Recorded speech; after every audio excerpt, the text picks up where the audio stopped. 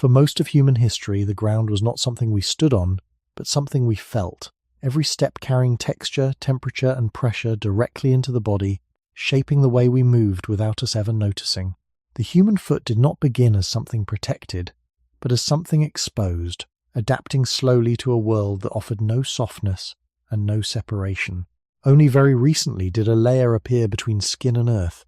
quiet and thin at first, but enough to change how we experience every step. If our bodies were formed in constant contact with the ground, what was lost when that contact began to fade? And why did humans spend so much of their history without shoes? At some quiet moment, often without much attention, the bare foot meets the ground, and something subtle begins to unfold, a sensation that feels both unfamiliar and quietly immediate, as if the body is responding before the mind has time to interpret what is happening.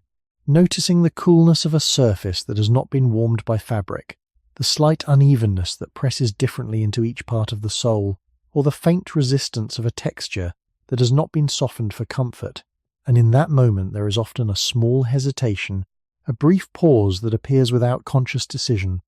followed by a gentle shift of weight as the body searches for balance, adjusting its position in a way that feels automatic, almost reflexive, as though it is following a pattern that existed long before this particular moment. And what is striking is not the intensity of the sensation, but the speed and precision with which the body reacts, distributing pressure across the arch, engaging small muscles that are rarely noticed, and subtly altering posture to maintain stability, all without deliberate control. And this quiet coordination suggests that the human foot is not passive, it is an active structure, constantly interpreting the ground beneath it,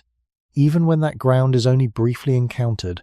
and this becomes more noticeable in stillness, especially at night, when the pace of movement slows and the surrounding environment grows quieter, allowing even the smallest sensations to become more distinct, the surface feeling cooler than expected, the contact more defined, the awareness of position more precise. And this heightened perception does not require effort, it emerges naturally, as if the body is tuned to receive this kind of information whenever it is available. Yet, in most modern settings, that information is reduced or filtered, not because the body has lost the ability to perceive it, but because the conditions that would normally produce it are rarely present, with layers of material placed between skin and ground, designed to smooth irregularities, absorb impact, and create a consistent surface where variation is minimized. And over time, this consistency changes the rhythm of perception, making the direct contact between foot and ground feel less familiar, even though the underlying structure of the foot has not changed in any fundamental way. The arches still distribute weight, the skin still responds to pressure, and the network of nerves still detects fine differences in texture and temperature, but the frequency of these signals has decreased, and with that decrease comes a shift in how they are experienced, so that when the foot finally meets the ground without any barrier,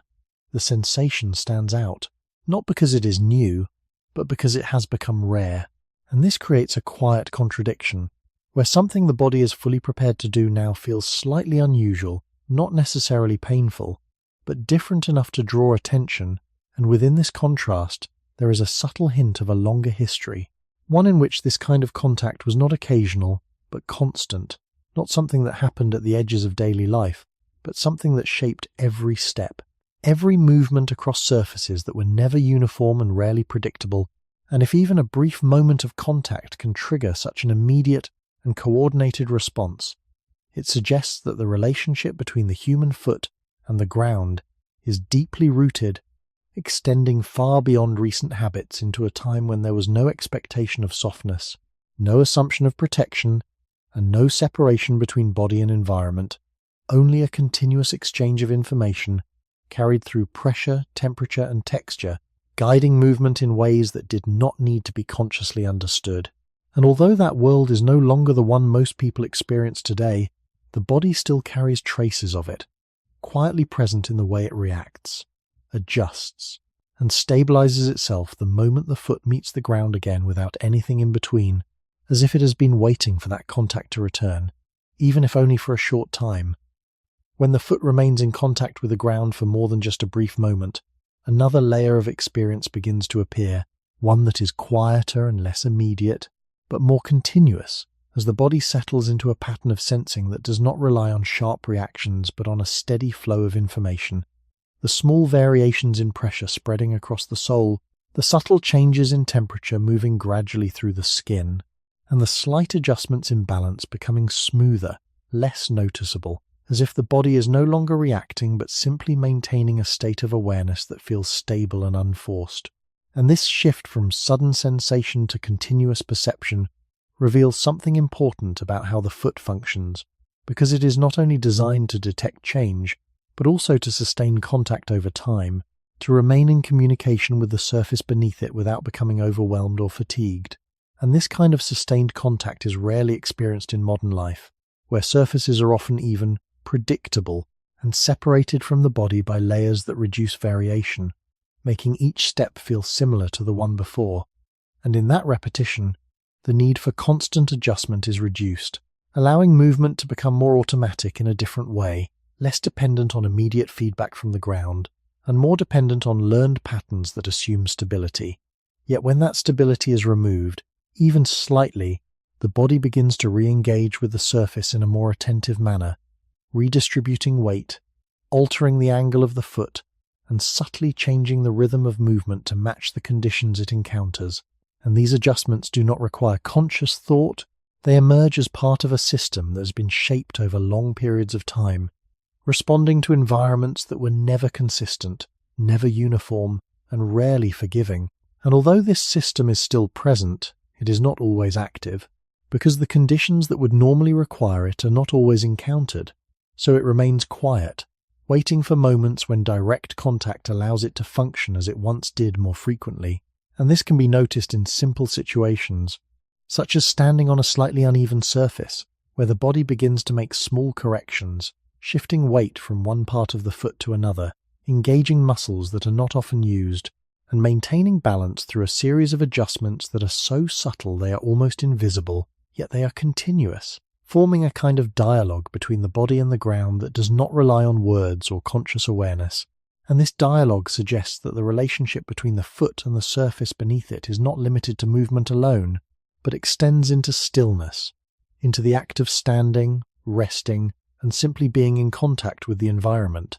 And in that sense, the foot is not only a tool for locomotion, but also a point of connection, a place where the body gathers information about its surroundings in a way that is constant and ongoing. And when this connection is reduced or interrupted by layers that limit variation, the body does not lose its ability to perceive, but it receives fewer signals, and over time, this can change how those signals are interpreted when they do appear, making them feel more distinct, sometimes more demanding of attention, not because they are stronger, but because they are less familiar. And this gradual shift in familiarity creates a quiet distance between the body and the ground, a distance that is not always noticed, but becomes clearer in moments of direct contact, when the foot once again begins to sense the small differences in surface, temperature, and pressure that it was shaped to detect. And in those moments, there is a sense that the body is not learning something new, but returning to something that has been present all along, waiting beneath the surface of habit, ready to reappear whenever the conditions allow it to do so. And this quiet return does not announce itself, it simply unfolds step by step as the foot remains in contact with the ground, rediscovering a pattern of awareness that does not need to be explained to be understood. Over a longer stretch of time, something even quieter begins to take shape, not in a single moment of contact, but through repetition, as the foot meets the ground again and again under slightly different conditions, and with each contact, the body refines its responses in ways that are too subtle to notice individually, yet meaningful when accumulated, adjusting how weight is distributed, how pressure is absorbed, and how balance is maintained across surfaces that are never exactly the same. And this gradual refinement does not require instruction or conscious effort. It unfolds as part of a system that has been shaped to respond to variation, learning not in the sense of acquiring new knowledge, but in the sense of reinforcing patterns that allow the body to remain stable and efficient, even when the environment is unpredictable. And this kind of quiet adjustment is easier to observe when the conditions change, when the ground becomes slightly rougher, slightly colder, or slightly more uneven, because in those moments the body reveals its capacity to adapt without hesitation, shifting its center of gravity, engaging different parts of the foot, and maintaining a steady connection with the surface beneath it. And although these adjustments are small, they are continuous, forming a pattern that extends over time rather than appearing in isolated instances. And within this pattern there is a sense of familiarity, not because the surface is familiar, but because the process of responding to it is. And this familiarity suggests that the relationship between the foot and the ground is not dependent on specific conditions, but on the ability to respond to a wide range of conditions without losing stability. And this ability becomes especially clear when considering how rarely such variation is encountered in modern environments, where surfaces are often designed to be even, predictable, and separated from the body by layers that reduce direct contact, creating a consistency that simplifies movement but also reduces the need for constant adjustment. And over time, this reduction changes the rhythm of interaction between the body and the ground, not by removing the underlying capacity, but by limiting the opportunities for it to be expressed, so that when those opportunities do arise, the response feels both immediate and slightly unfamiliar, as if the body is returning to a pattern that has not been used regularly, yet remains intact. And this quiet return does not involve a sudden change or a clear transition. It happens gradually, as the foot continues to meet the ground, allowing the body to re-engage with a form of awareness that is steady, continuous, and largely unnoticed. And in this sense, the experience of standing or walking without a layer between the foot and the ground is not simply about sensation.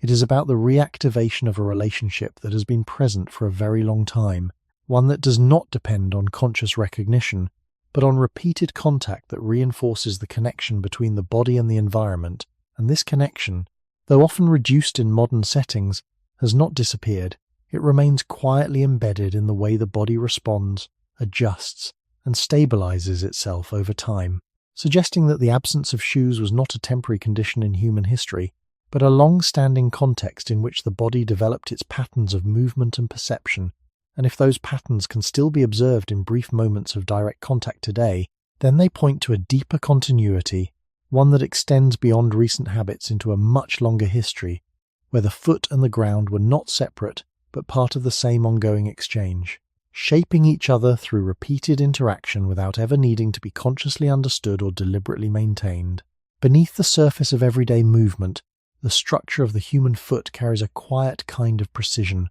one that does not draw attention to itself, yet reveals its purpose through the way it responds to contact, balance, and weight. And when this structure is considered carefully, it begins to suggest that the foot was not formed for constant separation from the ground, but for continuous interaction with it, because the arches of the foot are not rigid supports. They are flexible, capable of compressing and returning energy with each step, distributing pressure across a wide area rather than concentrating it in a single point. And this distribution allows the body to remain stable even when the surface beneath it is uneven, while the skin that covers the sole is thicker than in most other parts of the body, not in a way that removes sensation, but in a way that allows sensation to be sustained without damage, providing both protection and sensitivity at the same time. And within that skin lies a dense network of nerves, able to detect fine variations in texture, temperature, and pressure, sending continuous signals upward that help the body adjust its posture without conscious thought. And this combination of flexibility, durability, and sensitivity creates a system that is not passive, but actively engaged with the ground, constantly interpreting and responding to it. And this becomes clearer when considering how the foot behaves when it is allowed to move freely, spreading slightly upon contact, adjusting its shape to match the surface, and using its muscles to maintain balance rather than relying on external support. And although these movements are small, they are continuous, forming a pattern of interaction that is subtle but persistent. And when this pattern is interrupted by layers that limit movement or reduce sensation, the underlying structure does not change, but its expression becomes less visible because the conditions that would normally require constant adjustment are no longer present. And over time this can make the foot appear simpler than it is, as if its primary function were only to support the body, when in fact it is also a system for sensing and adapting. And this dual role becomes more apparent when the foot is placed directly on a surface that is not uniform, where even slight differences in height or texture lead to immediate adjustments in pressure and position, revealing the extent to which the foot is designed to respond to variation rather than avoid it. And this design suggests a long history of direct contact, because a structure that is both sensitive and resilient is not shaped in an environment where contact is rare or heavily mediated, but in one where contact is frequent, varied, and unavoidable. And this idea becomes even more meaningful when viewed over long periods of time, where repeated exposure to the ground would reinforce the patterns of movement and perception that the foot supports, allowing them to become stable features of the body rather than temporary adaptations. And although modern environments often reduce the need for such continuous interaction, the structure itself remains, unchanged in its basic form, still capable of responding to the ground in the same ways it always has. And this continuity between past and present suggests that the absence of shoes was not a limitation that the body needed to overcome, but a condition that the body was fully prepared to inhabit, one in which the foot functioned not only as a support for movement, but as a point of connection between the body and the surface of the earth, guiding each step through a constant flow of information that did not require attention to be effective. And even now, when that flow is reduced or interrupted, it can still be sensed in brief moments of direct contact, revealing a structure that has not forgotten how to respond, even if the circumstances that once made that response necessary are no longer part of everyday life. If the structure of the foot suggests continuous contact with the ground, then the way it behaves under weight reveals how that contact is managed over time, because each step is not simply a downward motion, but a sequence of small adjustments that begin the moment the foot approaches the surface, preparing to receive the body's weight in a way that remains stable without becoming rigid. And this preparation can be understood through the way the arch of the foot compresses slightly upon contact, absorbing part of the impact while also storing a small amount of energy that is released as the body moves forward,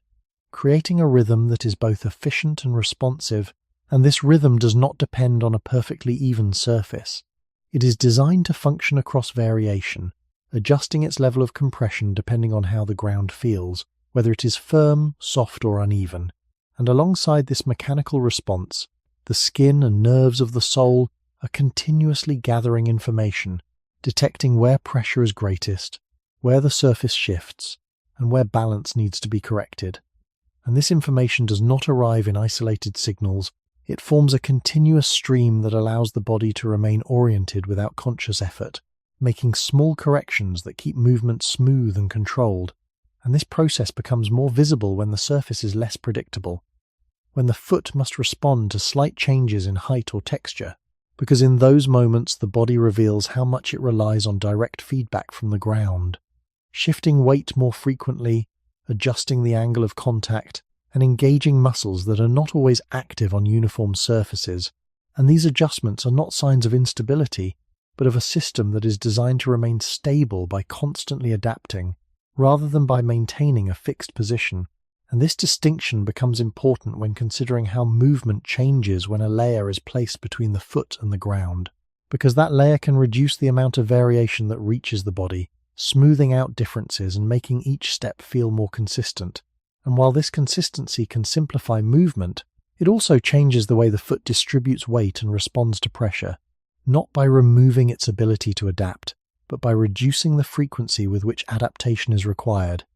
so that the body begins to rely more on repetition and less on immediate feedback. And over time, this can create a different pattern of movement, one that assumes a stable surface and therefore makes fewer adjustments, even though the underlying structure of the foot is still capable of responding to variation. And when that variation is reintroduced, even in a small way, the body begins to adjust again, rediscovering the sequence of compression, release, and correction that allows it to move efficiently across uneven ground. And this rediscovery does not require new learning. It draws on patterns that are already present, shaped over long periods of interaction with environments that were rarely consistent. And this suggests that the mechanics of the foot are not simply designed for movement in general, but for movement in direct contact with the ground, where each step provides information that guides the next, creating a continuous loop between sensation and action. And although this loop may be less active in modern settings, it remains intact, ready to function whenever the foot is given the opportunity to engage with the surface beneath it without interruption, revealing a system that has been shaped not by the absence of contact, but by its constant presence across a long span of human history. As the body continues to move over time, the role of the foot becomes less about individual steps and more about maintaining a stable relationship with the ground across many repetitions. And within this ongoing process, a pattern begins to emerge that is not defined by any single movement, but by the consistency of how movement is managed. Because the foot does not simply react to each contact in isolation, it integrates those contacts into a continuous flow, adjusting its behavior in small ways that accumulate, allowing the body to move with a kind of quiet efficiency that does not require attention to be sustained, and this efficiency is not based on reducing contact, but on using contact effectively, distributing pressure in a way that avoids strain, maintaining balance through subtle shifts, and conserving energy by allowing the natural elasticity of the foot to contribute to each step. And when this process unfolds over longer distances or periods of standing, it reveals how the structure of the foot supports endurance, not by eliminating variation, but by adapting to it in a way that prevents any single point from becoming overloaded. And this becomes particularly important in environments where the ground is not uniform, where small differences in surface require constant adjustment,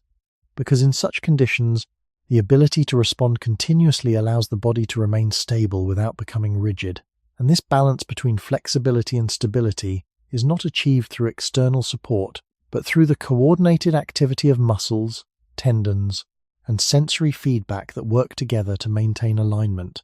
And although these elements are always present, their interaction becomes more apparent when the foot is allowed to function without interruption, when the signals from the ground are not filtered or reduced, and when the body can rely on those signals to guide its movement. And in contrast, when a layer is consistently placed between the foot and the ground, the nature of this interaction changes, not by removing the underlying capacity, but by altering the conditions under which it operates, because the reduction in variation leads to fewer adjustments, and fewer adjustments lead to a different pattern of use, one that emphasizes repetition over responsiveness, and over time, this shift can make the original pattern less visible, even though it remains part of the body's design. And when direct contact is reintroduced, even briefly, the body begins to re-engage with that pattern, not in a dramatic way, but through small, continuous corrections that restore the flow between sensation and movement. And this restoration does not depend on conscious effort. It occurs as soon as the necessary information becomes available, suggesting that the foot is not only capable of responding to the ground, but expects to do so as part of its normal function. And this expectation points to a long history in which such contact was not occasional, but constant, shaping the way the body maintained stability, managed energy, and interacted with its environment over extended periods of time. And if the foot continues to display these patterns whenever the conditions allow, then it suggests that the absence of shoes was not simply a lack of protection, but a context in which the body developed its most fundamental strategies for movement, strategies that remain present today, quietly embedded in the structure and behavior of the foot, even as the environments in which it operates have changed. Long before any form of covering existed, the first consistent relationship between the human body and the ground was established through direct and uninterrupted contact, not as a choice, but as a condition of existence. Because early humans did not move across prepared surfaces or predictable paths, they moved through environments that were varied, uneven, and constantly changing, where each step placed the foot onto ground that could differ in texture, firmness, and temperature. And within this setting, the connection between the foot and the earth was not occasional, it was continuous, forming the basis for how movement was learned and maintained over time. And this continuity did not require awareness in the way it might be described today. It operated through repeated exposure, allowing the body to develop patterns that responded to the conditions it encountered without needing to reflect on them. And these patterns were shaped not only by the structure of the foot, but by the broader context in which early humans lived, where walking was not limited to short distances or controlled environments, but extended across landscapes that required constant adaptation. And within those landscapes, the ground was not something separate from the body, It was an active part of how the body oriented itself, providing information that guided balance, direction, and the distribution of effort. And this information was not simplified or reduced. It arrived in full variation, with each step carrying subtle differences that the body learned to interpret over time. And this interpretation did not create a fixed response. It created a flexible system capable of adjusting to new conditions while maintaining stability, and this flexibility was essential in environments where surfaces could shift, where obstacles could appear without warning, and where the ability to respond quickly and efficiently could affect the outcome of movement. And although these conditions were part of daily life for early humans, they did not produce a sense of difficulty in the way they might be perceived now, because the body was shaped within them, not in contrast to them. And this shaping occurred gradually, across many generations, reinforcing patterns of contact and response that became stable features of human movement. And within this process, the absence of shoes was not a limitation, it was simply the state in which these patterns developed, allowing the foot to remain in direct communication with the ground at all times. And this constant communication did not require attention to be effective. It functioned as part of the body's ongoing interaction with its environment, guiding movement in ways that were both efficient and responsive. And when considered over long periods of time, this relationship suggests that the origin of human movement is not defined by separation from the ground, but by continuous engagement with it, where each step contributes to a system that remains stable through variation rather than in spite of it. And although the environments of modern life have changed, reducing the frequency of such direct contact, the underlying patterns remain, visible in the way the body responds whenever the foot meets the ground without any barrier, revealing a connection that extends back to a time when there was no distinction between moving across the earth and being in constant contact with it. Only a single, continuous process through which the body and the ground shaped each other over time without interruption. As this continuous contact extended across long stretches of time, it did not remain a simple interaction between foot and surface, but gradually became part of a larger pattern that shaped how early humans moved through space.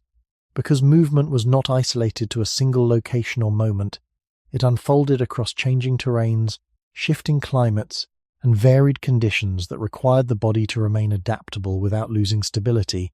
And within this broader context, the ground was never a fixed or predictable element. It could be firm or loose, warm or cold, smooth or irregular, and each of these variations introduced small differences in how the foot needed to respond. And over time, these differences did not create separate strategies for each condition, but contributed to a unified system of movement that could adjust continuously, allowing the body to maintain balance and direction even when the surface beneath it changed from one step to the next. And this capacity for continuous adjustment did not emerge suddenly. It developed through repeated exposure, where each contact with the ground reinforced patterns of response that became more stable and efficient over generations. And this process was not limited to individuals, it extended across populations, shaping the way groups moved, rested, and navigated their environments. Because the ability to walk steadily across uneven ground was not only a matter of individual balance, but also a shared condition that influenced how people traveled together, how they followed paths, and how they adapted to the landscapes they inhabited. And in this sense, the relationship between the foot and the ground was not only biological, but also environmental, linking the structure of the body to the characteristics of the world it moved through, and this link remained constant because there was no consistent barrier separating the two, no layer that would standardize the experience of contact or reduce the variation that the body needed to interpret.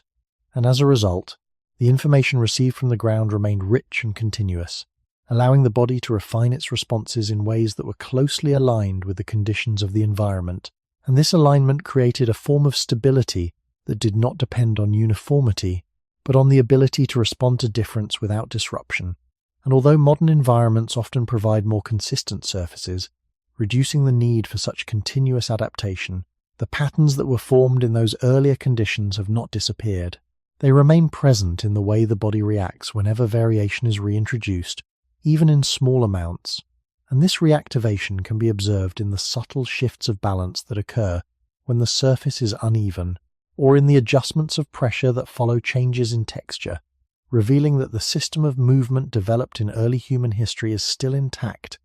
even if it is not always in use. And this persistence suggests that the long period during which humans lived without shoes was not simply a phase that has been replaced, but a foundational context that continues to influence how the body moves and responds, because the patterns established through continuous contact with the ground were reinforced over such extended periods of time that they became deeply embedded in the structure and behavior of the body. And when viewed from this perspective, the absence of shoes is not an absence of support, but a condition in which the body and the environment remained closely connected, shaping each other through a constant exchange that did not need to be interrupted or modified to be effective.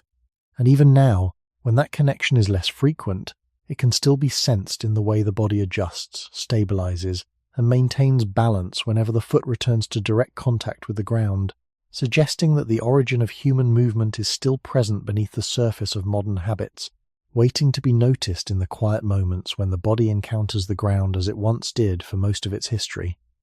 As this long relationship continued, it began to shape not only how early humans moved across the ground, but how they organized their time and space around that movement. Because when there is no separation between the body and the surface it travels on,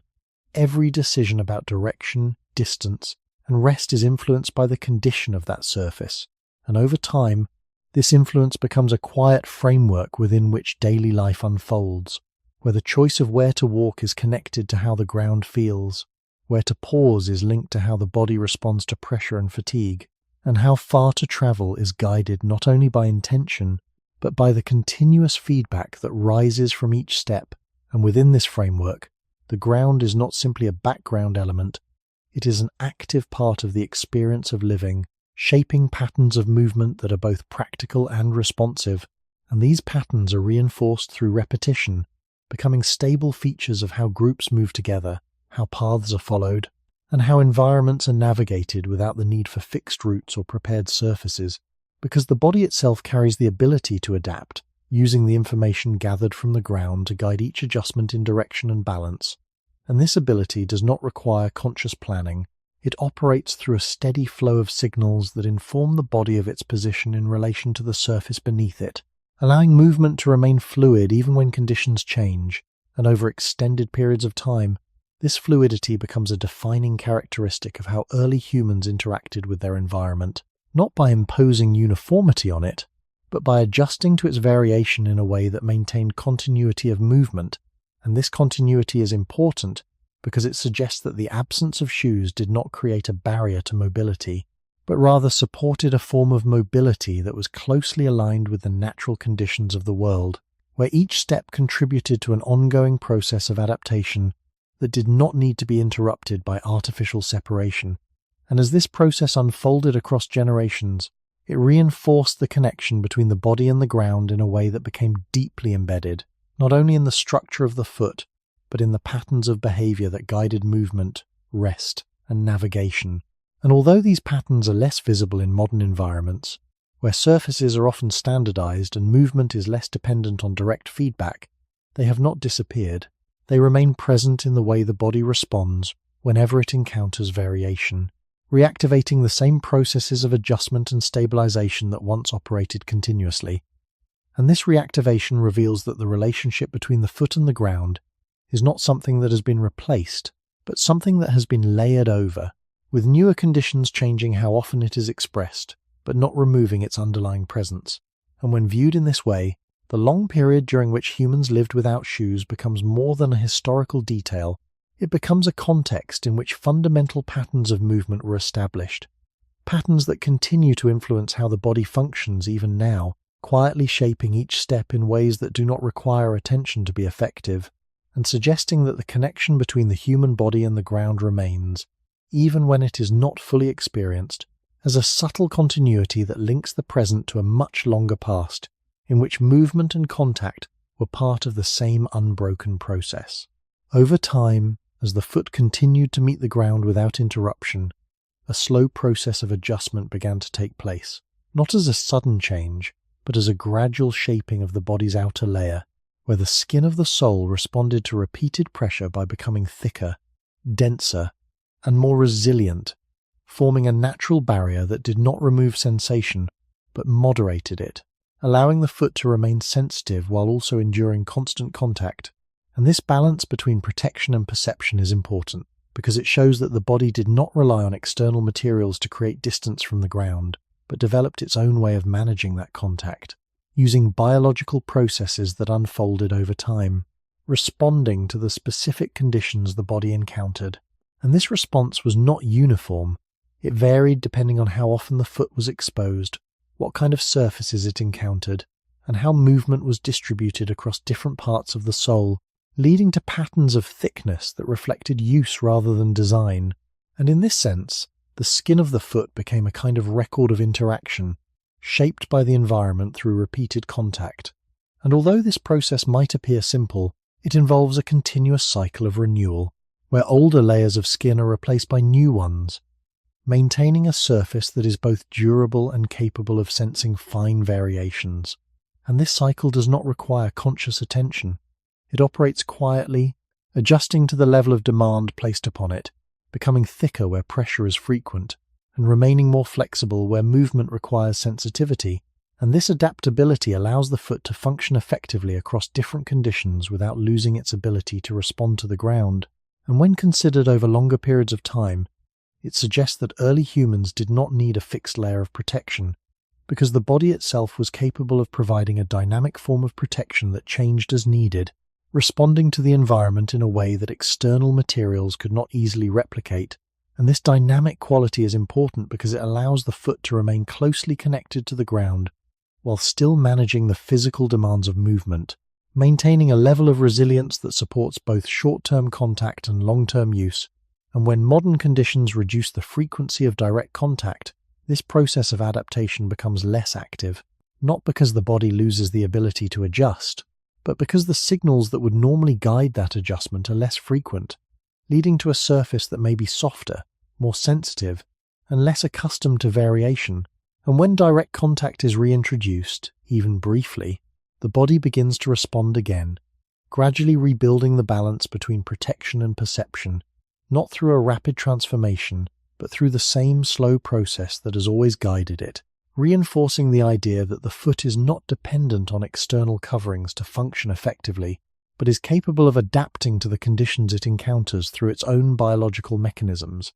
And this capacity reflects a long history in which the absence of shoes was not a limitation, but a context in which the body developed a self-regulating system of protection, one that allowed it to remain in continuous contact with the ground while still maintaining the integrity of its structure.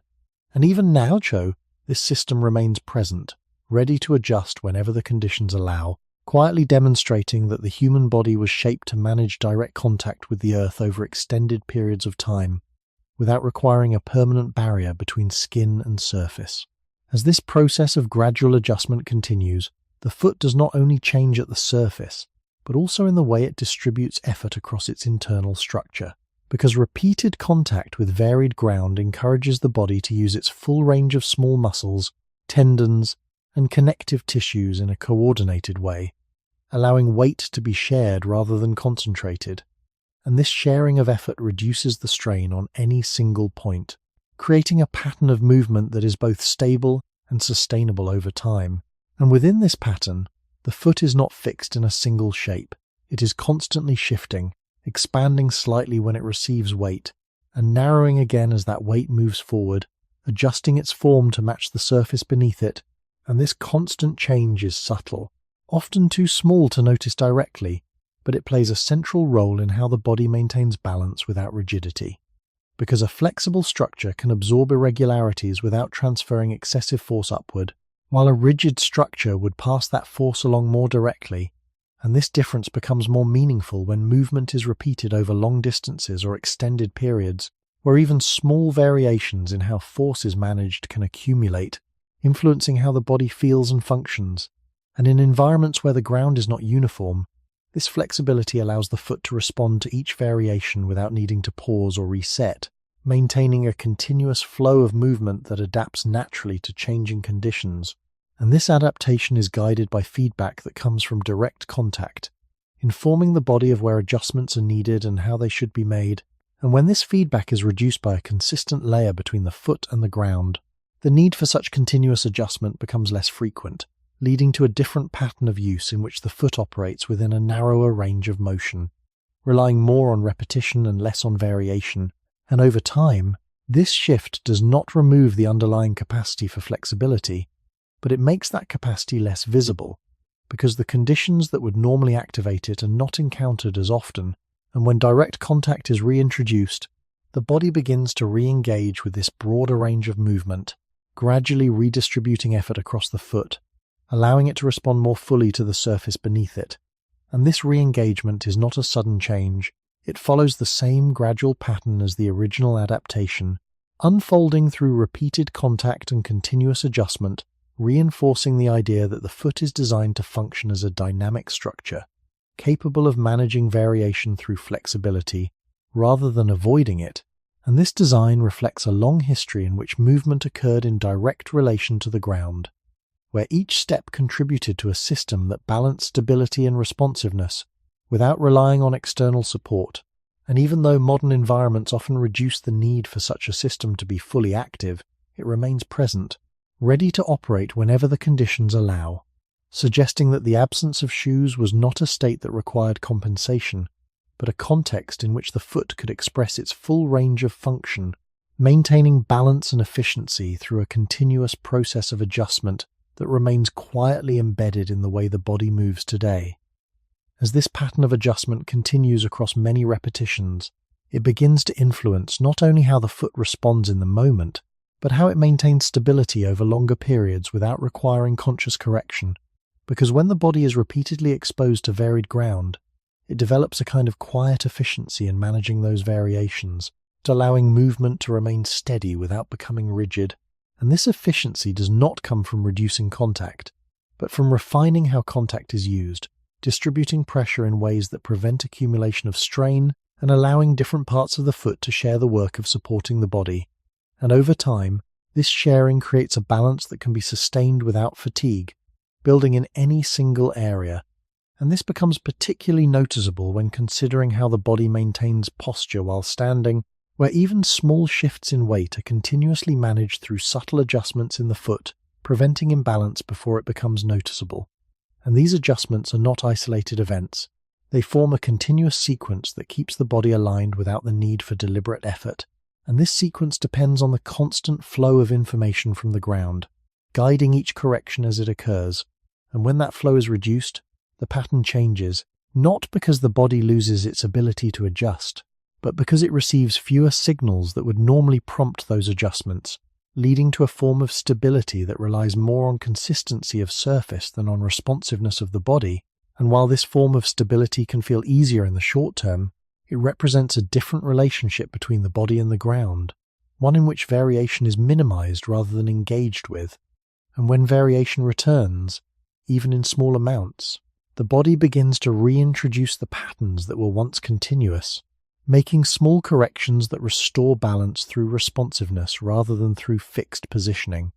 And this restoration does not require conscious awareness. It unfolds naturally as the foot encounters differences in surface, reactivating the same processes that were shaped over long periods of direct contact. And this suggests that the capacity for continuous adjustment is not a secondary feature, but a central aspect of how the foot functions, allowing it to maintain stability not by resisting change, but by adapting to it in real time.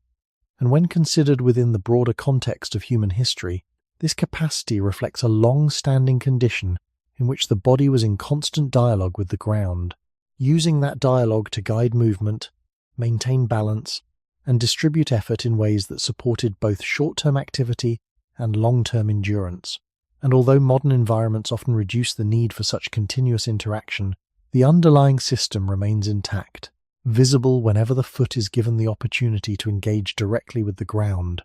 revealing a form of stability that is not imposed from outside, but generated from within the body itself, through a continuous process of adjustment that has been shaped by repeated contact over extended periods of time. And this process, though often unnoticed, continues to operate quietly beneath the surface of modern movement, suggesting that the absence of shoes was not a limitation to be overcome, but a context in which the body developed a stable and adaptable way of relating to the world beneath it. When the focus shifts from structure to movement itself, a different aspect of the relationship between the human body and the ground begins to appear, one that is not defined by what the foot is made of, but by how it is used with each step. Because walking without a consistent layer between the foot and the surface does not simply feel different, it follows a slightly different pattern, one that develops naturally when the body receives direct feedback from the ground. And this pattern often begins with a more careful placement of the foot, not as a deliberate action, but as a subtle adjustment that reduces the force of impact by allowing the foot to meet the ground gradually, distributing pressure over a wider area rather than concentrating it in a single moment. And this gradual contact creates a quieter rhythm, where each step is shaped by the surface beneath it, leading to small variations in how the foot lands, how long it remains in contact, and how it lifts again. And over time, these variations form a consistent style of movement that is guided by responsiveness rather than repetition, allowing the body to adapt continuously without needing to correct itself after each step. And this is different from movement that assumes a uniform surface, where the same pattern can be repeated without significant adjustment, because when the ground is predictable, the body can rely more on habit, using a consistent motion that does not need to change from one step to the next. But when the ground is variable, the body shifts toward a pattern that is less rigid, more attentive, and more closely connected to the conditions it encounters. And this shift is not something that needs to be learned from the beginning. It emerges naturally when the foot is given access to the information it was shaped to receive, allowing the body to adjust its movement in real time. And this can be observed even in brief moments when the surface changes, where the body begins to modify its steps without conscious effort, shortening its stride slightly, adjusting the angle of contact,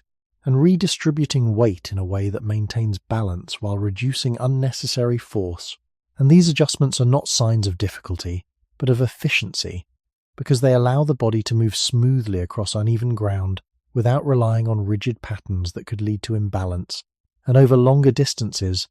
this efficiency becomes more apparent as the body maintains a steady rhythm that adapts to the terrain rather than resisting it, conserving energy by working with the surface instead of against it. And although modern environments often reduce the need for such continuous adaptation, the underlying pattern remains present, ready to emerge whenever the conditions allow, suggesting that the way humans move is not fixed, but shaped by the relationship between the foot and the ground, and that this relationship has, for most of human history, been direct, varied, and continuously responsive,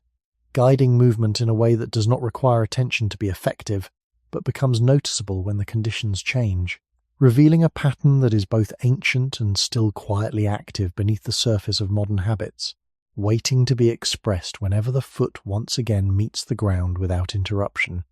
As this pattern of movement continues over longer distances, it begins to reveal a rhythm that is not imposed from outside, but shaped continuously by the interaction between the foot and the ground. Because when each step carries slightly different information, the body does not repeat a fixed motion. It adjusts its timing,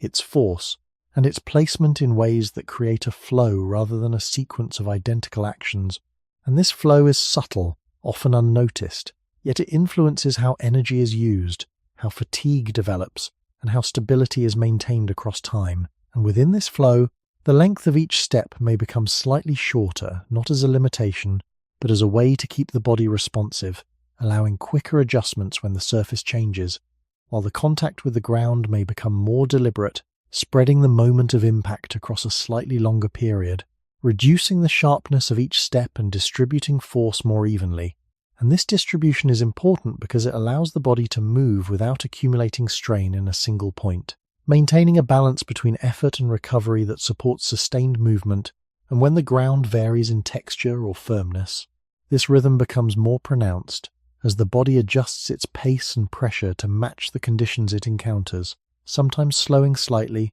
sometimes shifting weight more gradually, always maintaining a connection that guides the next step. And this connection does not rely on conscious control. It emerges from the continuous feedback that the foot receives, informing the body of how to adapt in real time. And when this feedback is reduced by a consistent layer between the foot and the ground, the rhythm changes, becoming more uniform, more repetitive, and less dependent on immediate variation.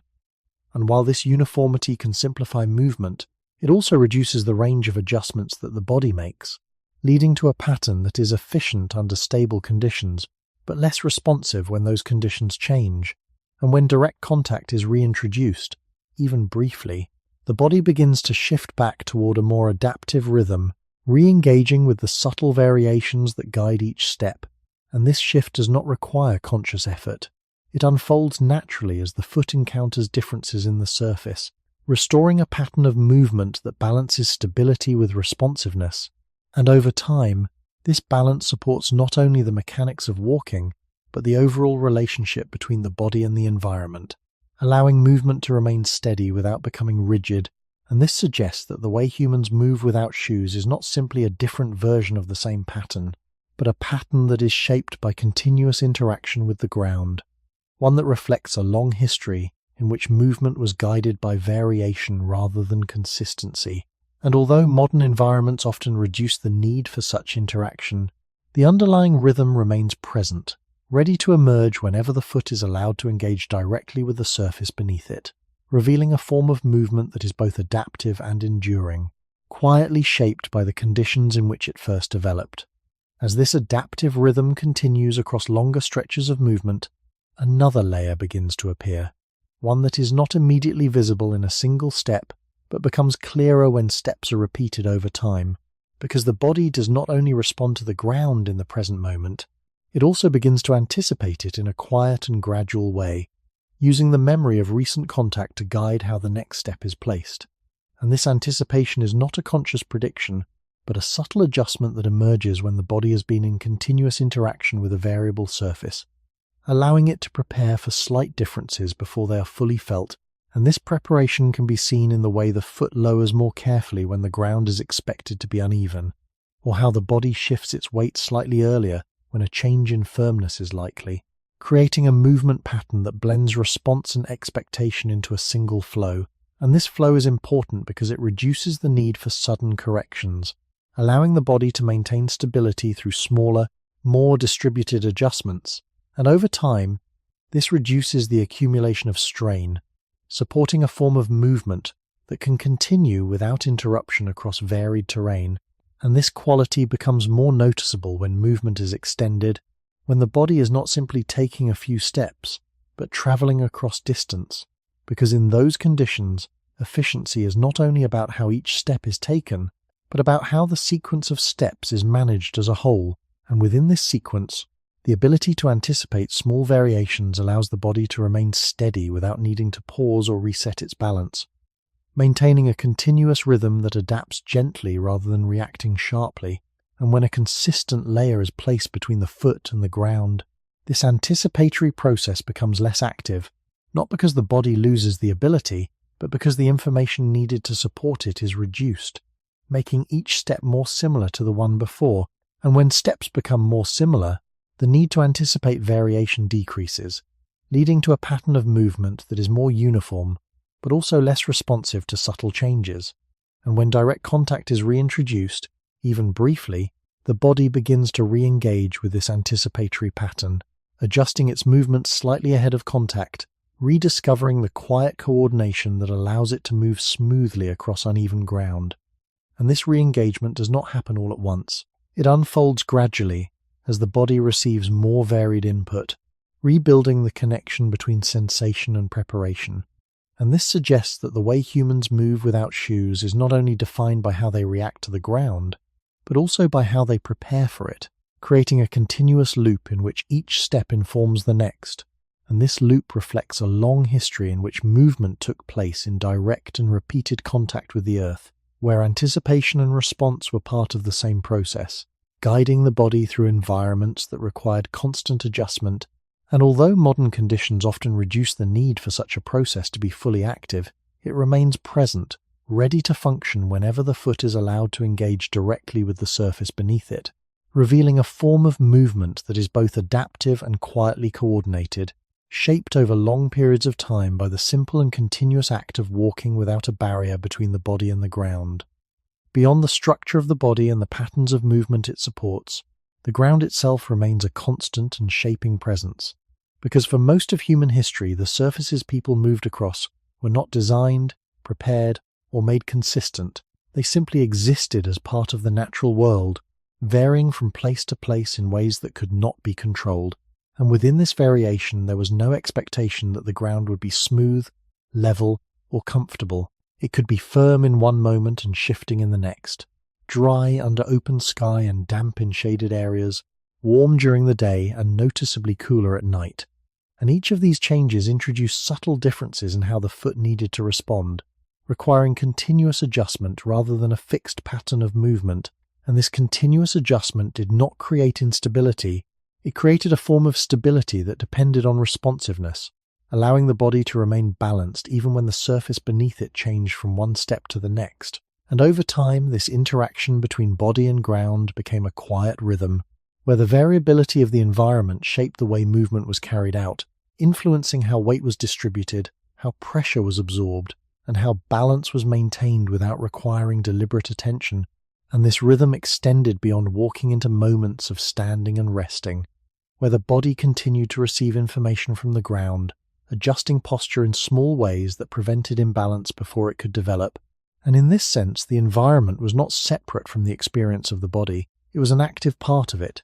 continuously providing signals that guided how the body positioned itself in space. And this guidance did not rely on a single type of surface, but on the presence of variation itself, because it was the differences in texture, firmness, and temperature that allowed the body to refine its responses, reinforcing patterns that could adapt to a wide range of conditions. And although modern environments often reduce this variation by creating more uniform surfaces, the underlying capacity to respond remains, visible whenever the body encounters even small irregularities, revealing how closely movement is linked to the ground when that link is allowed to function. And when viewed over long periods of time, this suggests that early humans did not move across a stable or predictable world, but across one that required constant adjustment, shaping the development of a system that could respond continuously without losing efficiency. And this system was not built around avoiding contact with the ground, but around engaging with it directly, using the information it provided to guide each step in a way that remained stable across changing conditions. And although the absence of shoes might appear, from a modern perspective, as a lack of protection, within this context it functioned as part of a larger relationship in which the body and the environment were closely connected, each influencing the other through repeated interaction. And this interaction did not require awareness to be effective. It operated quietly, forming a background process that shaped movement over time. And even now, when that process is less frequently engaged, it can still be sensed in moments when the foot encounters variation again, revealing a connection that has not disappeared, but has simply become less visible, remaining present beneath the surface of modern life as a reminder of a time when the ground was not something to be avoided or softened, but something that was constantly felt, interpreted, and responded to with each step. As the body continues to move across this varied ground, another layer of interaction begins to unfold, one that is not only about pressure or balance, but about temperature, because the surface of the earth is never neutral. It carries warmth from the sun, coolness from shade, and deeper cold from the underlying soil or stone. And when there is no barrier between the foot and this surface, these temperature differences are not distant or abstract. They are felt directly, influencing how long contact is maintained and how the body adjusts its movement in response. And this influence does not appear as a sudden reaction, but as a gradual modulation of behavior, where the foot may remain in contact slightly longer with a surface that feels stable and moderate, or lift more quickly from one that feels excessively cold or hot, creating a pattern of movement that is shaped not only by texture and firmness, but also by thermal variation. And over time, this pattern becomes part of how the body regulates its interaction with the environment, because temperature is not just a sensation, it is a signal that can guide decisions about pace, posture, and even direction, allowing the body to remain within a range that feels manageable without requiring conscious calculation. And this guidance becomes especially noticeable in transitional moments, such as moving from sunlight into shade, where the ground can shift from warm to cool within a short distance, prompting the body to adjust its rhythm slightly, redistributing weight, altering the duration of contact, and maintaining a balance that prevents discomfort from building into strain. And these adjustments are subtle, often occurring without awareness. Yet they reflect a system that is closely attuned to the conditions of the environment, using continuous feedback to maintain stability and efficiency. And when this feedback is reduced by a consistent layer between the foot and the ground, the role of temperature in guiding movement becomes less active, not because the body loses its ability to detect it, but because the intensity and variation of the signal are diminished, leading to a pattern of movement that is less influenced by the thermal properties of the surface.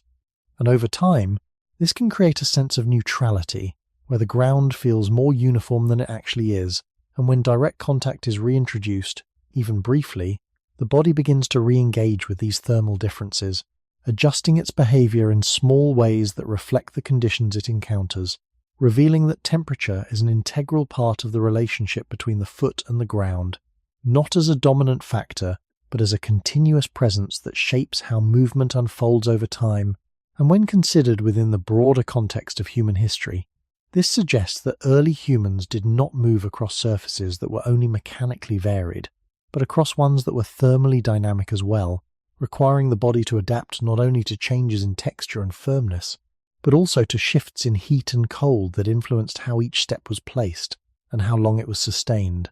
And although modern environments often reduce the impact of these variations, the capacity to respond to them remains, quietly embedded in the way the body adjusts whenever the foot encounters the ground without a barrier, revealing a connection that extends beyond simple contact into a more complex interaction where temperature, pressure, and balance are all part of the same continuous exchange, guiding movement in ways that do not require attention to be effective, but become noticeable when the conditions allow them to emerge again, reminding the body of a form of awareness that has been present for much longer than the environments that now surround it. As this interaction with the ground continues across many environments, another dimension quietly becomes part of the experience, one that is less immediate than pressure or temperature,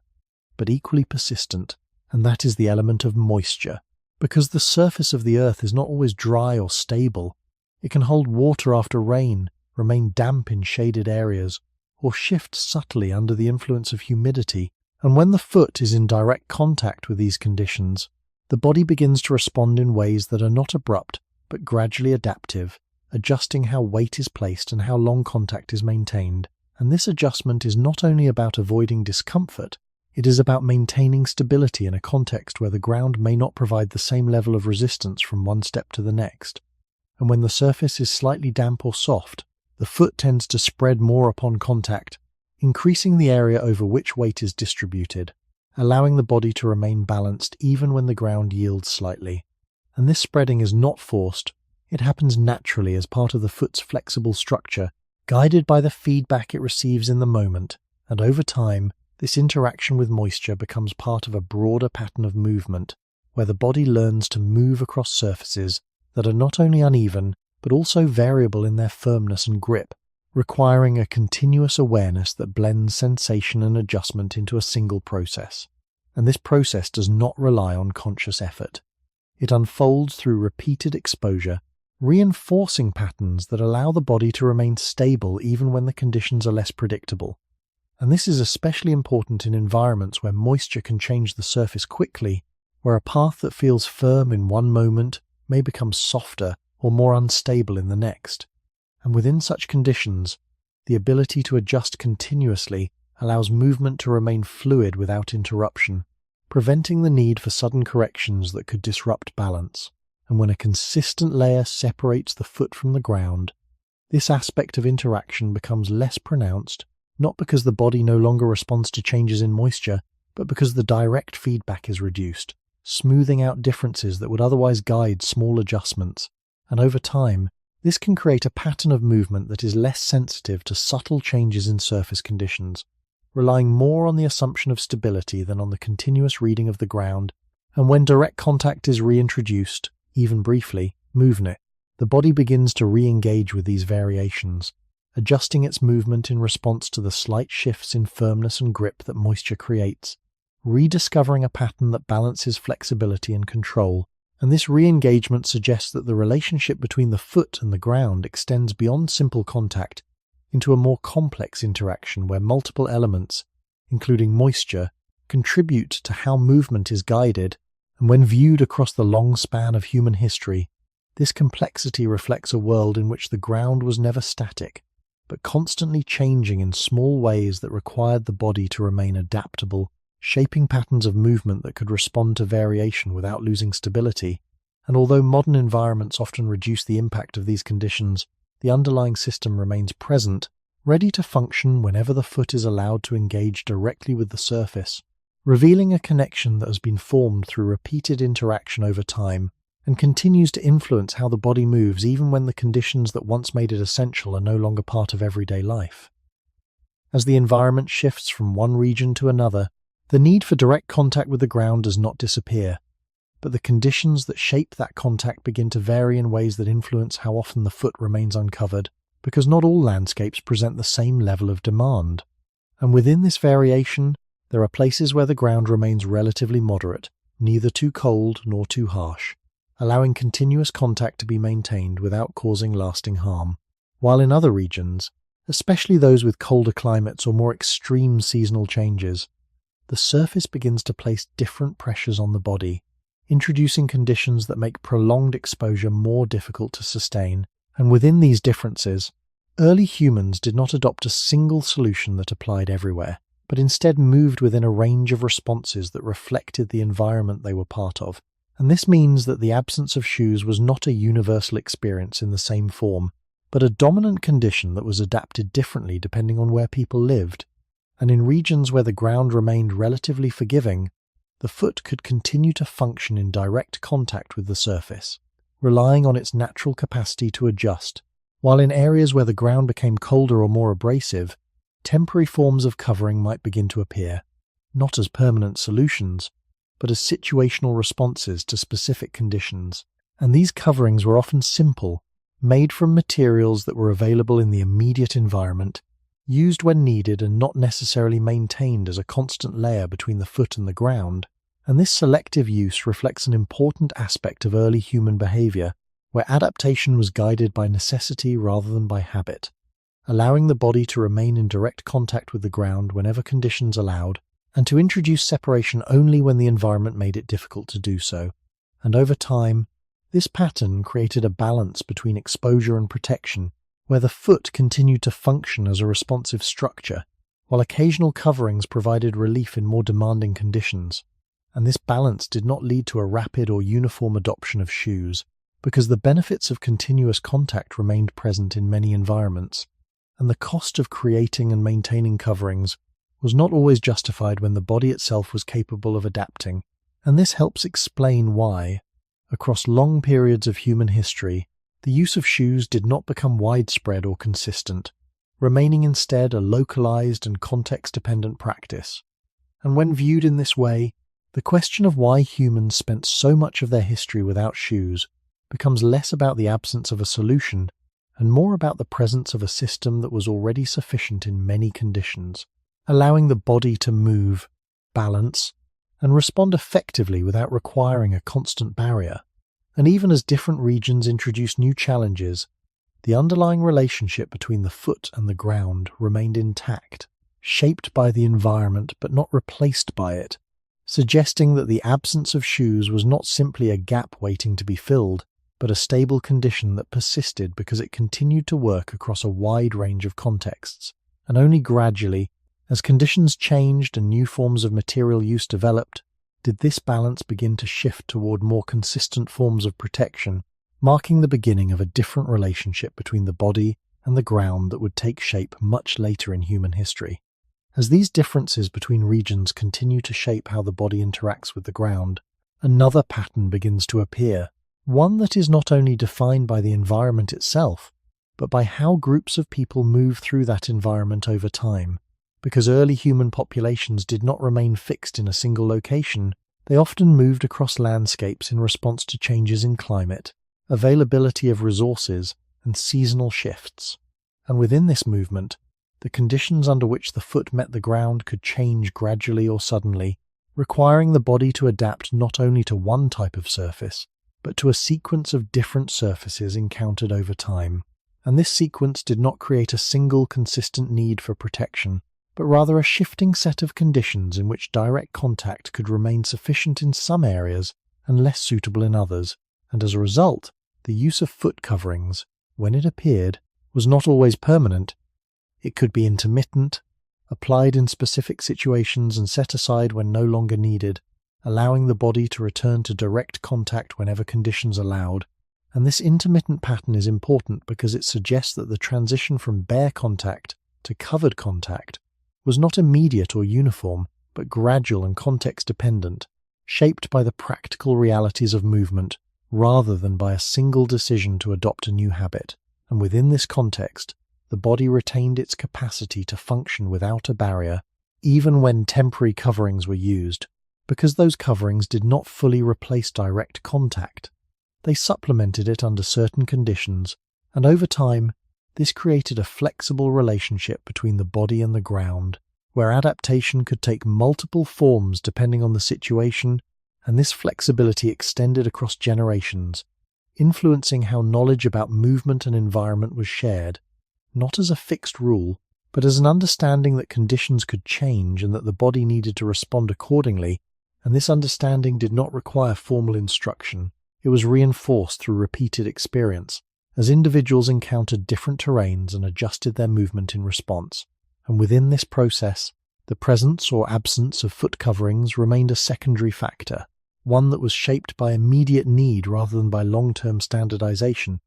And this helps explain why, across large spans of time, there was no consistent shift toward permanent use of shoes, because the environments in which people lived did not always require such a shift, and the body itself continued to provide a sufficient level of adaptation for many of the conditions encountered. And when viewed in this way, the long period during which humans lived without shoes becomes part of a broader pattern of movement and adaptation, where the relationship between the body and the ground remained dynamic,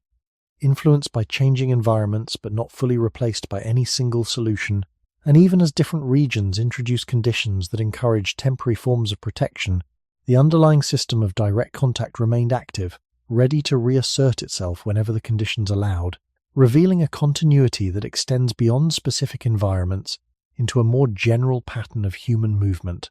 one that is defined by flexibility, responsiveness, and the ability to adapt to variation over time without losing the capacity for direct engagement with the ground. As these patterns of movement and environmental change continue across many generations, another quiet influence begins to take shape, one that is not immediately visible in the structure of the foot or in the conditions of the ground, but in how daily life itself is organized around those conditions. Because early humans did not interact with the ground only while traveling, they interacted with it constantly, during moments of standing, gathering, working, and resting, and within these repeated activities, the foot remained in contact with surfaces that varied in small but continuous ways, shaping not only movement, but the rhythm of everyday life. And this rhythm did not require the ground to be comfortable. It required the body to remain adaptable, allowing it to maintain stability across long periods without needing a fixed form of protection.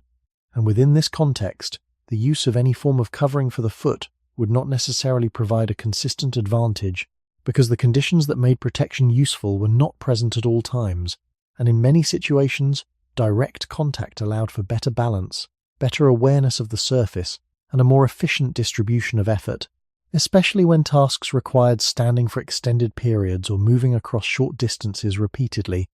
And this helps explain why the absence of shoes was not experienced as a problem that needed to be solved, but as a normal condition within which the body functioned effectively, supported by its ability to adjust continuously to the environment.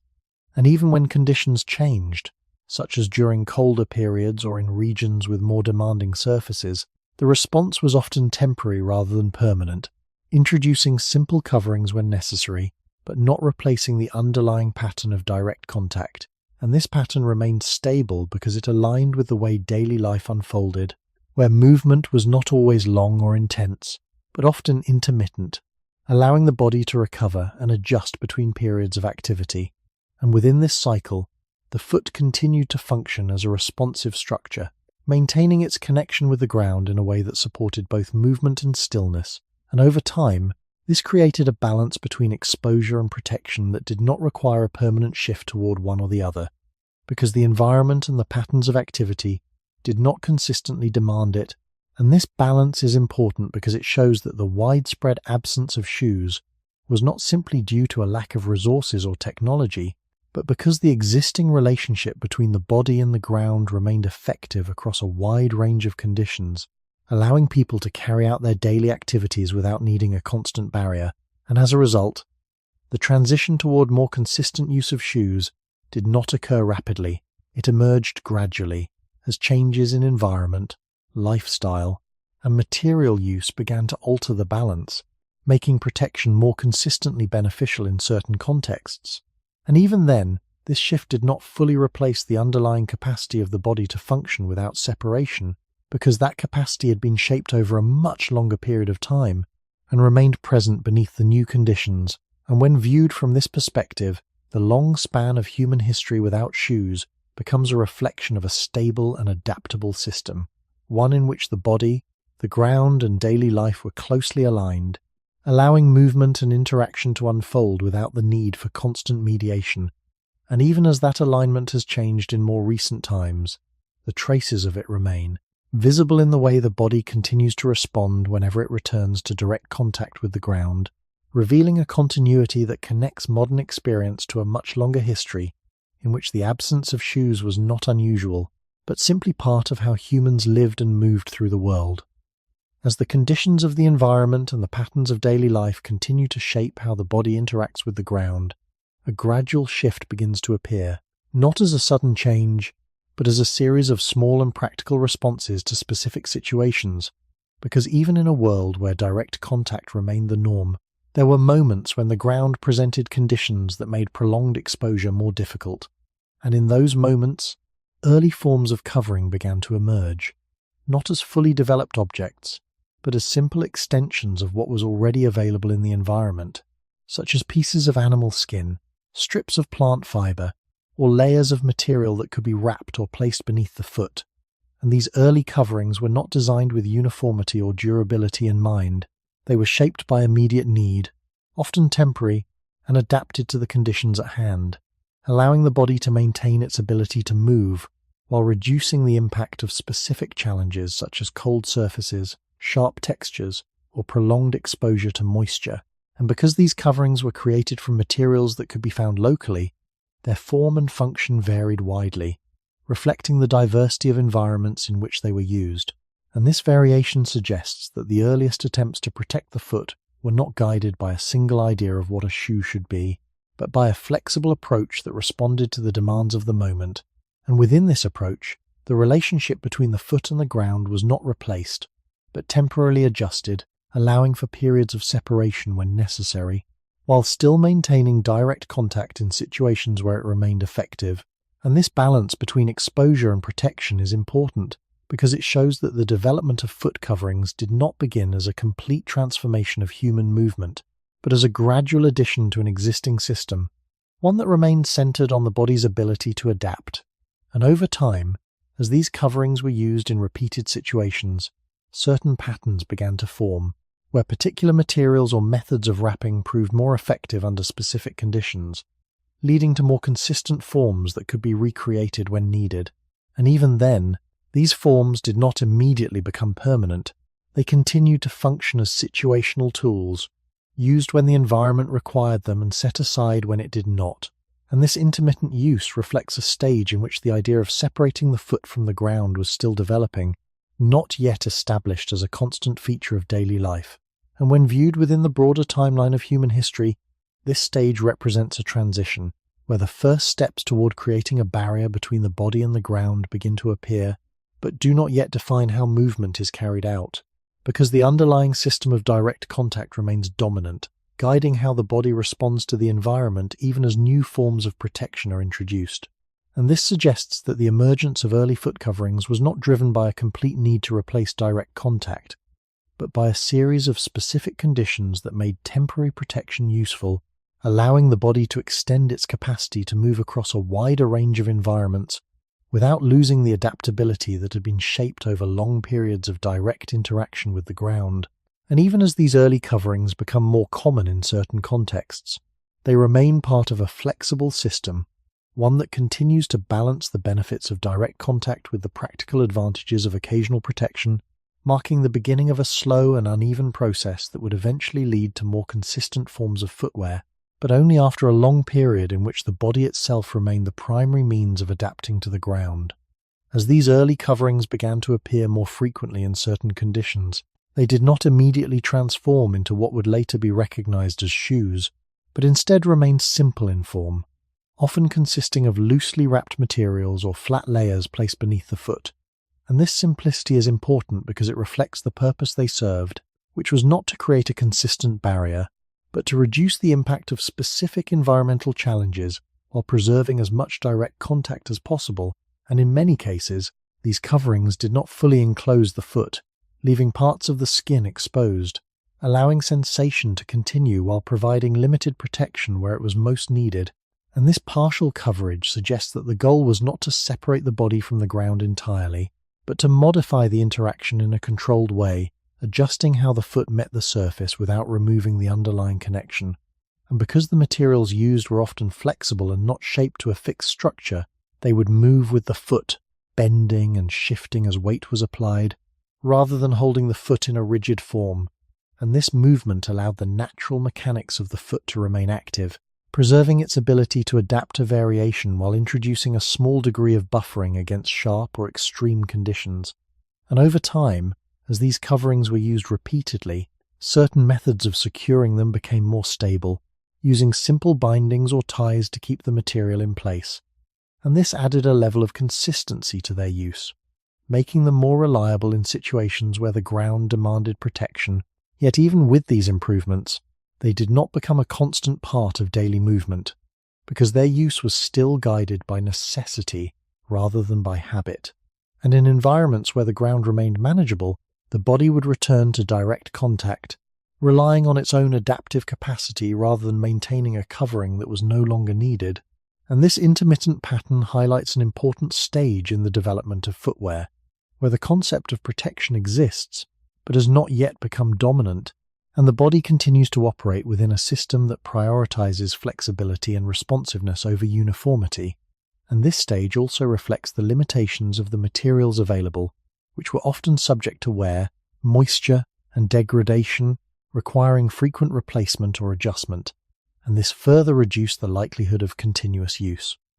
Because maintaining a covering was not always practical over long periods, especially when the body itself remained capable of adapting to most conditions, and when viewed within the broader context of human history, this suggests that the transition from occasional coverings to more structured footwear was not driven by a single innovation, but by a gradual accumulation of small changes, where materials, techniques, and environmental demands slowly aligned to support more consistent forms. And even then, this shift did not erase the earlier pattern of direct contact, but layered over it, creating a new relationship between the body and the ground that would take time to become widespread. And during this transitional period, the foot remained both exposed and protected, depending on the situation, reflecting a balance that allowed early humans to move across varied environments without losing the adaptability that had been central to their movement for so long. And this balance reveals that the emergence of footwear was not an abrupt replacement of one system with another,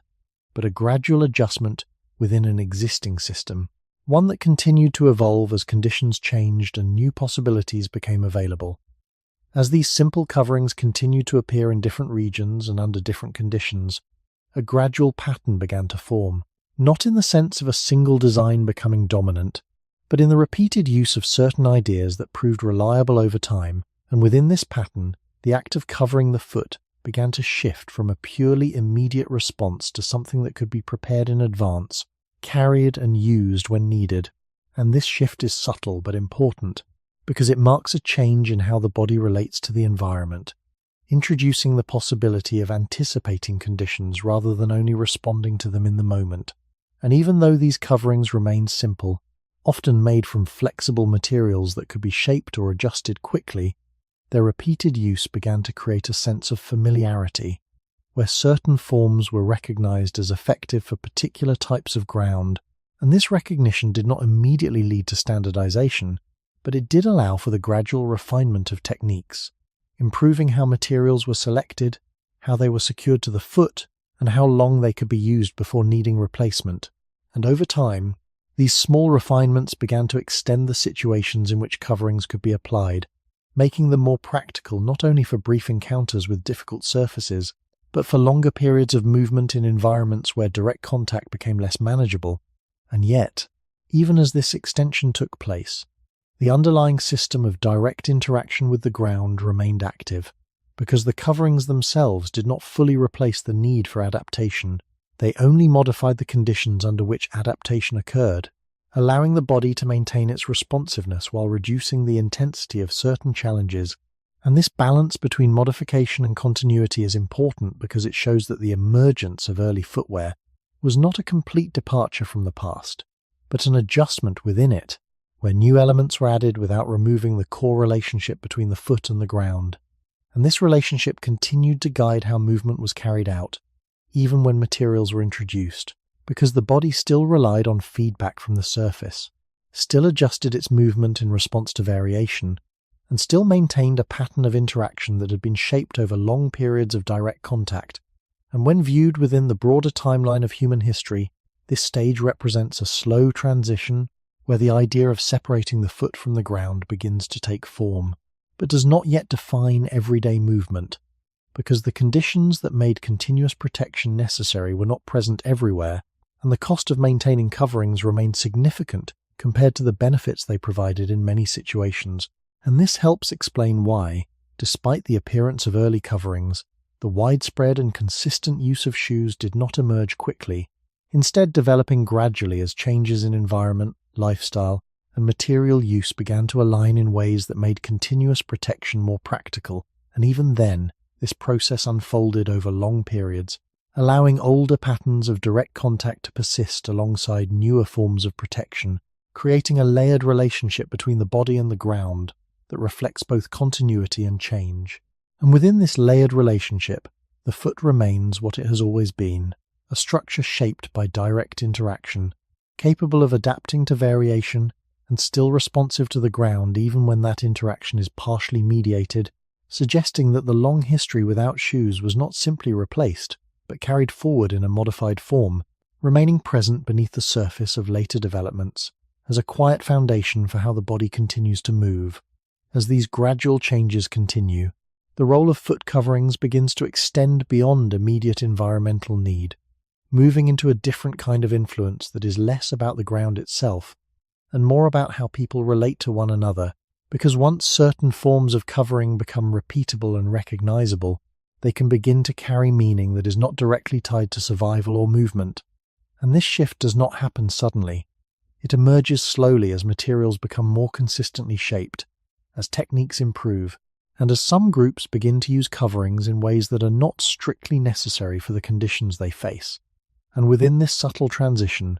the act of covering the foot can begin to signal differences, not only in environment, but in activity, role, or status within a group. And this signaling is not always intentional. It can arise simply because some individuals have access to certain materials or spend more time in environments where coverings are useful, leading to patterns where the presence or absence of foot coverings reflects aspects of daily life that go beyond the ground itself. And over time, these patterns can become more visible, as repeated use in specific contexts creates associations between certain types of coverings and particular tasks, locations, or social roles. And although these associations are not yet fixed or formalized, they introduce a new dimension to the relationship between the body and the ground, one in which the choice to cover or not cover the foot is influenced not only by physical conditions, but by the structure of daily life within a group. And this influence remains closely tied to practicality at first, but it opens the possibility for coverings to carry additional meaning, especially as groups grow larger and interactions become more complex, because in such contexts, visible differences in how the body is presented can begin to function as subtle markers, indicating something about the individual beyond immediate physical need. And within this process, the foot, which had long been a point of direct contact with the ground, begins to take on a secondary role as a surface that can be modified, covered, or displayed in different ways. And this modification does not replace its original function, but adds another layer to it, creating a situation where the same structure serves both as a means of interaction with the environment and as part of a broader system of human expression. And when viewed within the long span of human history, this shift marks an important stage, because it represents a movement away from purely environmental adaptation toward a more complex relationship in which material use, social structure, and bodily function begin to intersect. And although this intersection develops gradually, it sets the foundation for later changes in which footwear becomes more consistently associated with identity, role, and status. Rather than remaining only a practical response to the ground, and even at this early stage the beginnings of that transformation can be seen, not in fully developed forms, but in small variations in how coverings are used, who uses them, and under what conditions they are considered necessary or appropriate. And this suggests that the emergence of footwear as a social element did not replace its practical origins, but grew out of them, expanding the meaning of what it meant to cover the foot while still remaining connected to the environment that first shaped that need. And within this expansion, the relationship between the body and the ground becomes more layered, no longer defined only by direct contact, but by a combination of physical and social factors that continue to evolve over time, gradually reshaping how humans understand and experience the simple act of placing one foot on the ground. As these subtle social meanings continue to form, they do not replace the practical function of foot coverings, but begin to exist alongside it, creating a situation where the same object can serve more than one purpose at the same time, because a covering that once appeared only when the ground required it can now remain present, even when conditions are moderate, and this continued presence begins to signal something beyond immediate necessity, reflecting patterns of behavior that are shaped by group structure, shared habits, and emerging distinctions between individuals. And within this process, the consistency of use becomes more noticeable, because when a covering is worn regularly rather than occasionally, it starts to define how the foot is seen and experienced, both by the individual and by others. And this shift introduces a new kind of stability, not based on the environment, but on repetition within a social context, where certain forms of covering become associated with particular roles, activities, or positions within a group. And although these associations are still flexible, they begin to influence how and when coverings are used, making them less dependent on immediate conditions and more connected to patterns of daily life. And this connection does not emerge all at once. It develops gradually as materials become more accessible, techniques become more refined, and the ability to maintain coverings over longer periods improves, allowing them to remain in place even when they are not strictly required by the ground. And over time, this persistence changes the relationship between the foot and the surface beneath it, because when a layer is consistently present, the body begins to experience the ground differently, receiving less direct variation and adapting to a more uniform set of conditions. And this adaptation does not remove the underlying capacity for direct interaction, but it shifts the balance toward a mediated experience, where the immediate feedback from the ground is reduced, and movement becomes more predictable. And within this new balance, the foot continues to function as a structure shaped by direct contact, but its daily use begins to reflect a different set of influences, combining environmental factors with social patterns that determine when and how coverings are worn. And this combination creates a layered experience in which the same act of walking can carry both practical and symbolic meaning, depending on the context in which it occurs. And as this layering becomes more established, it sets the stage for further developments in which footwear becomes more defined, more consistent in form, and more closely tied to identity and role, while still retaining its original connection to the ground. And when viewed across the broader timeline,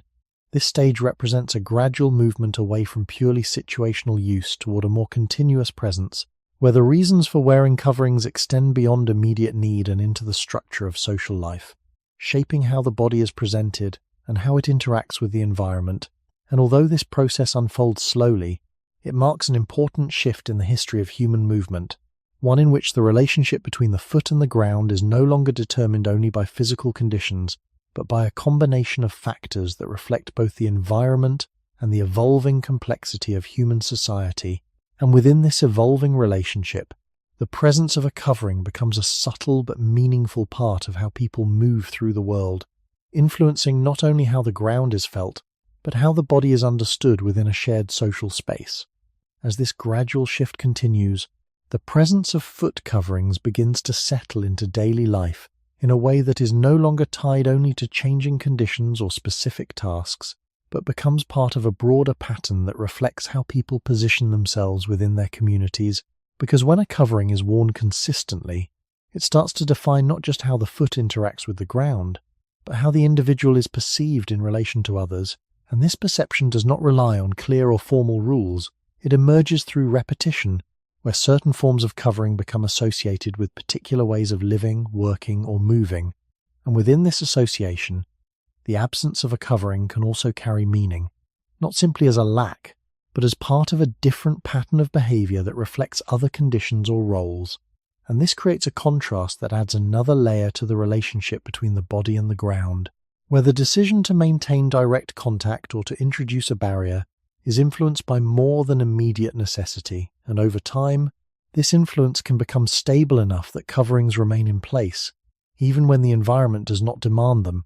because their presence is now supported by social continuity as much as by physical conditions. And this continuity allows certain forms of footwear to become more recognizable, more consistent in their appearance, and more closely tied to identity within a group, even if those identities are not explicitly defined. And as this process unfolds, the role of the foot itself begins to shift slightly, not in its structure, but in how it is used on a daily basis. Because when a layer is consistently present, the body adapts to a more mediated experience of the ground, relying less on direct variation and more on the stability provided by the covering. And this adaptation does not remove the underlying capacity for direct interaction, but it changes how often that capacity is expressed, making it less central to everyday movement. And within this change, the long history of direct contact does not disappear. It remains beneath the surface, influencing how the body responds whenever the covering is removed. But it is no longer the primary context in which movement takes place. And this marks an important transition, where the balance between body and environment is altered by the introduction of a consistent layer that reshapes how that relationship is experienced. And when viewed across the broader span of human history, this stage represents a point at which footwear begins to take on a more permanent role, not replacing the past entirely, but building upon it in a way that changes how the body engages with the ground over time. And although this change develops gradually, it leads to a new form of stability, one that is based less on continuous adaptation to variation and more on the predictability introduced by the covering. And within this new form of stability, the reasons for wearing footwear are no longer limited to protection. They include aspects of identity, continuity, and shared patterns of behavior that extend beyond the physical environment. And this expansion of meaning reflects a deeper transformation in how humans relate to the ground, moving from a direct and responsive connection toward one that is increasingly shaped by layers of material and social context. And even as this transformation takes place, the traces of the earlier relationship remain quietly present in the way the body continues to respond whenever it returns to direct contact, revealing a continuity that links the present to a much longer history in which the ground was not mediated but directly experienced with every step. As this more consistent presence of footwear settles into daily life, the relationship between the body and the ground begins to change in a way that is not immediately visible because the surface beneath the foot has not become different, but the way it is experienced has been quietly altered. And this alteration begins with the introduction of a layer that reduces variation, smoothing out differences in texture, absorbing small irregularities, and creating a more uniform sensation with each step. And over time, this uniformity changes how the body interprets the ground, not by removing its ability to detect variation, but by limiting the amount of variation it receives. And as a result, the signals that once guided continuous adjustment become less frequent, leading to a pattern of movement that relies more on repetition than on responsiveness. And this shift does not happen suddenly. It unfolds gradually as the body adapts to the conditions it encounters most often. And when those conditions become more consistent, the need for constant adjustment decreases, allowing movement to become smoother in a different way, one that is shaped by predictability rather than by variation. And within this new pattern, the foot continues to perform its structural role, supporting the body and maintaining balance, but its sensory role becomes less central to everyday movement because the information it receives from the ground is reduced, and this reduction changes how the body distributes effort, how it anticipates contact, and how it maintains stability over time. And although these changes are subtle, they accumulate, gradually reshaping the way movement is carried out across repeated steps. And when viewed over longer periods, this accumulation leads to a different relationship between the body and the environment, one in which the ground is no longer a constant source of varied input, but a more stable and predictable surface. And this predictability allows for a different kind of efficiency, one that does not depend on continuous adaptation, but on the repetition of a consistent pattern. And while this pattern can support movement in environments that are themselves more uniform, it also represents a shift away from the earlier system, in which variation was an integral part of how the body functioned. And when direct contact is reintroduced, even briefly, the difference becomes noticeable as the body begins to respond again to the small irregularities that were previously filtered out, adjusting its movement in ways that reflect the underlying capacity that has not disappeared, but has been less frequently engaged. And this contrast highlights the extent to which the presence of a consistent layer changes not only the experience of the ground, but the patterns of movement that develop in response to it. And when considered within the broader timeline of human history,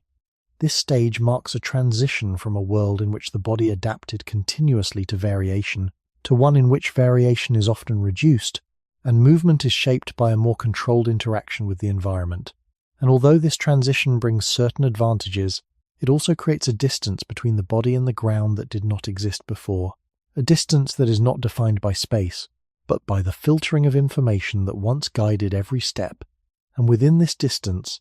the memory of direct contact remains, not as a conscious awareness, but as a latent capacity that becomes visible whenever the conditions allow it to reappear, suggesting that the change introduced by footwear is not a complete replacement of one system with another, but a gradual rebalancing in which the role of the ground in shaping movement is reduced, but not entirely removed, remaining present beneath the surface of modern experience as a quiet reminder of a much longer history of direct interaction.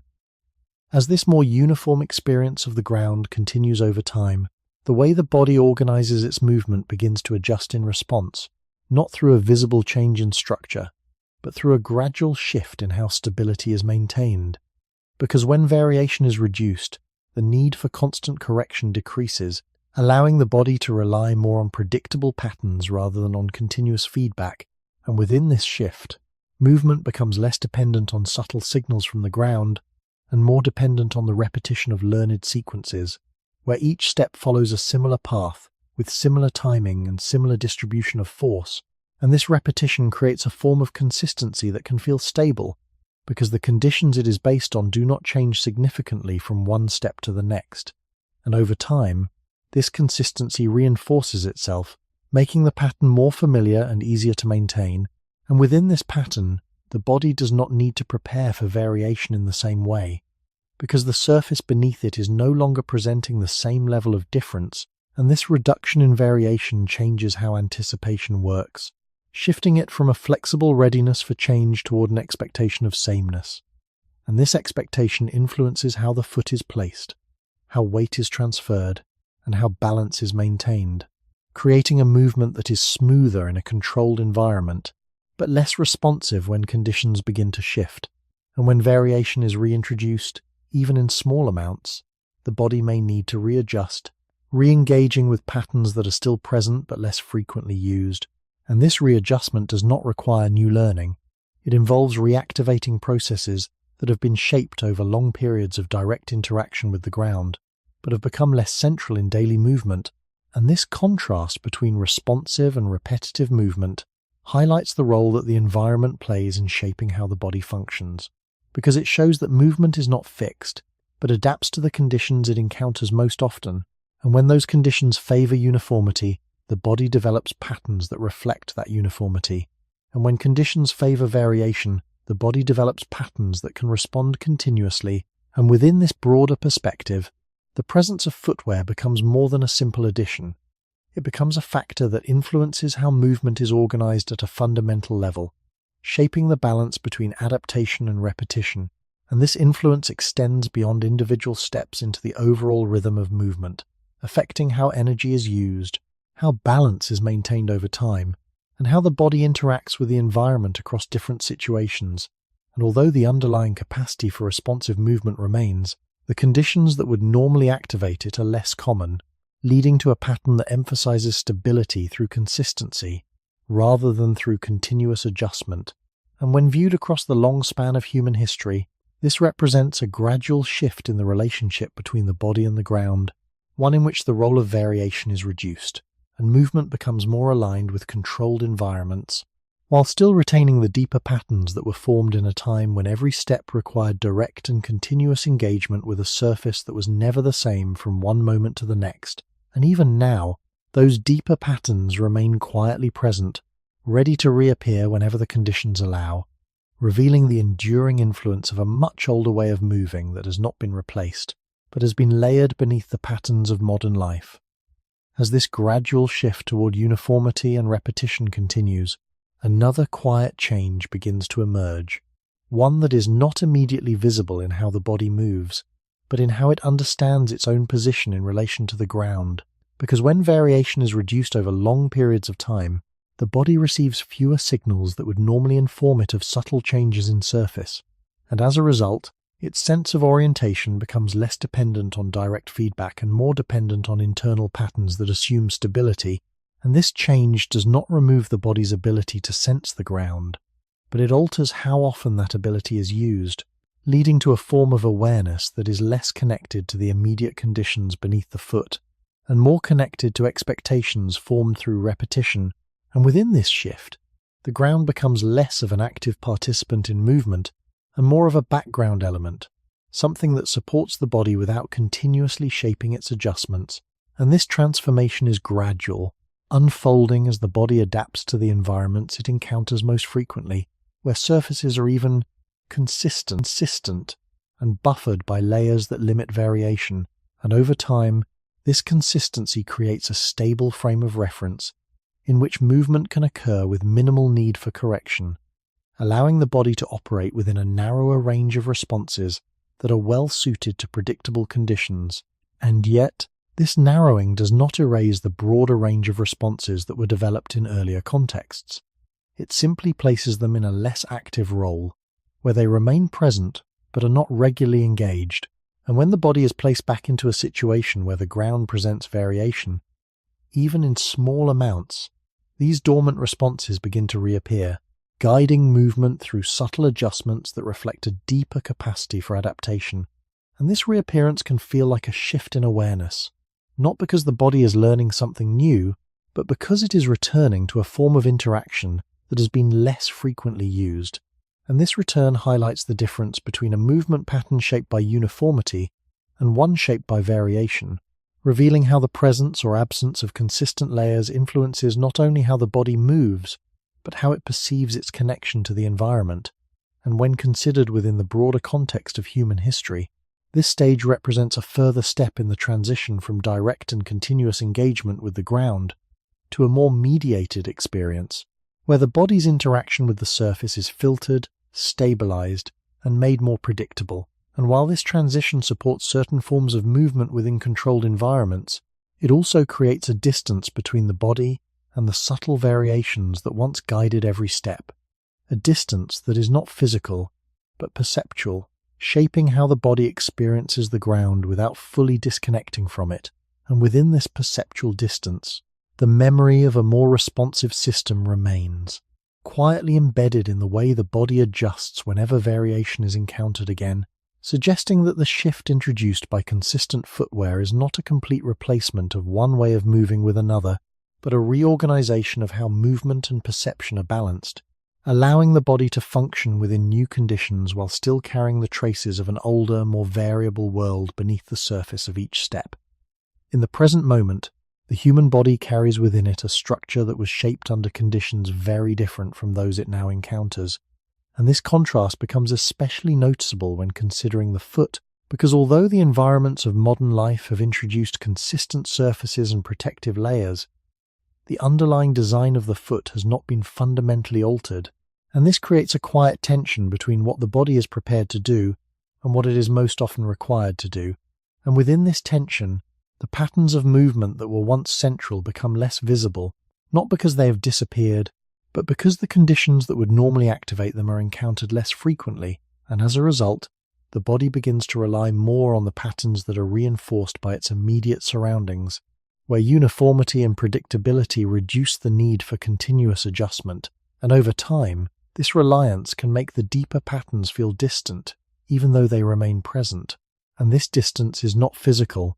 it is experiential, shaped by the difference between a body that evolved in direct contact with varied ground, and a body that now moves across surfaces designed to minimize variation. And when these two conditions are placed side by side, the contrast becomes clearer, because the same structure that once responded continuously to small changes in texture, temperature, and firmness is now often guided by repetition and expectation, operating within a narrower range of responses that are sufficient for controlled environments, but do not fully engage the broader capacity that still exists. And this does not mean that the body is functioning incorrectly. It means that it is functioning within a different set of conditions, adapting to what is most frequently encountered. And within this adaptation, certain aspects of movement become more prominent, while others become less active, creating a shift in balance rather than a complete transformation. And this shift can be observed in the way the body responds when the conditions change. When the foot comes into direct contact with a surface that is not uniform, prompting a series of small adjustments that reveal the presence of patterns that are not often used. And these adjustments may feel unfamiliar at first, not because they are new, but because they have not been recently engaged. And as they continue, the body begins to re-establish a form of interaction that is more closely aligned with its original context. And this re-establishment does not require deliberate effort. It unfolds naturally as the body receives the information it was shaped to interpret. And within this process, there is a sense that the body is not adapting to something new, but returning to a form of responsiveness that has always been part of its design. And when viewed over the long span of human history, this return highlights the continuity between past and present, showing that the absence of shoes was not simply a condition that has been replaced, but a foundational context that continues to influence how the body functions, even in environments that are very different from those in which it developed. And this continuity suggests that the modern human foot exists in a layered state, where older patterns remain embedded beneath newer ones, each influencing movement in subtle ways depending on the conditions encountered. And within this layered state, the relationship between the body and the ground is not fixed, but dynamic, capable of shifting between different modes of interaction as the environment changes. And this dynamic quality reflects a deeper principle that the body is not defined solely by its current context, but by the history of interactions that have shaped it over time. And although that history is not always visible in everyday movement, it remains present, quietly guiding the body whenever the conditions allow it to do so, suggesting that the connection between the human foot and the ground has not been lost, but has been partially obscured, waiting to reappear in moments when the surface once again provides the variation that the body was designed to respond to. As this quiet mismatch between the body and its environment continues, it does not create a sudden disruption, but rather a gradual shift in how the body distributes effort and maintains balance over time. Because when the conditions of movement become more uniform, the body begins to rely on a narrower set of patterns that are reinforced through repetition, and within this repetition, certain muscles, responses, and adjustments become more dominant while others are used less frequently. And this uneven use does not mean that the body loses its broader capabilities, but it does mean that those capabilities are not expressed in the same way or with the same consistency, and over long periods, this can create a difference between what the body is capable of doing and what it is regularly required to do. And this difference becomes more noticeable when the conditions change. When the foot encounters variation that requires a more responsive pattern of movement, prompting the body to re-engage with adjustments that have not been used as often. And in those moments, the response may feel slower or less familiar at first, not because the body cannot perform it, but because it is returning to a pattern that has not been recently reinforced. And as this pattern is used again, the body begins to adapt, redistributing effort, adjusting balance, and restoring a form of movement that is more closely aligned with variation. And this process does not require conscious learning. It unfolds through the same mechanisms that shaped the original patterns, guided by feedback from the ground and reinforced through repetition. And within this process, the body reveals its capacity to move between different modes of interaction, shifting from a pattern based on consistency to one based on responsiveness, depending on the conditions it encounters. And this flexibility suggests that the relationship between the body and the environment is not fixed, but adaptable, capable of adjusting to new conditions while still retaining the patterns formed in earlier contexts. And when viewed within the broader timeline of human history, this adaptability reflects the long period during which the body was shaped by direct and continuous contact with varied ground, creating a system that can respond to change without losing stability. And although modern environments often reduce the need for such responsiveness, the underlying system remains present,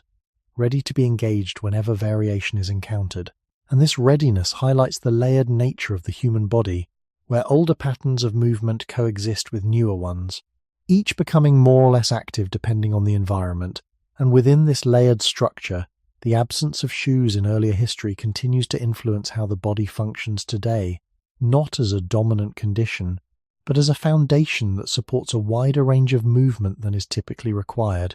And this foundation becomes visible whenever the body is given the opportunity to interact with the ground more directly, revealing a continuity that connects present experience to a much longer past,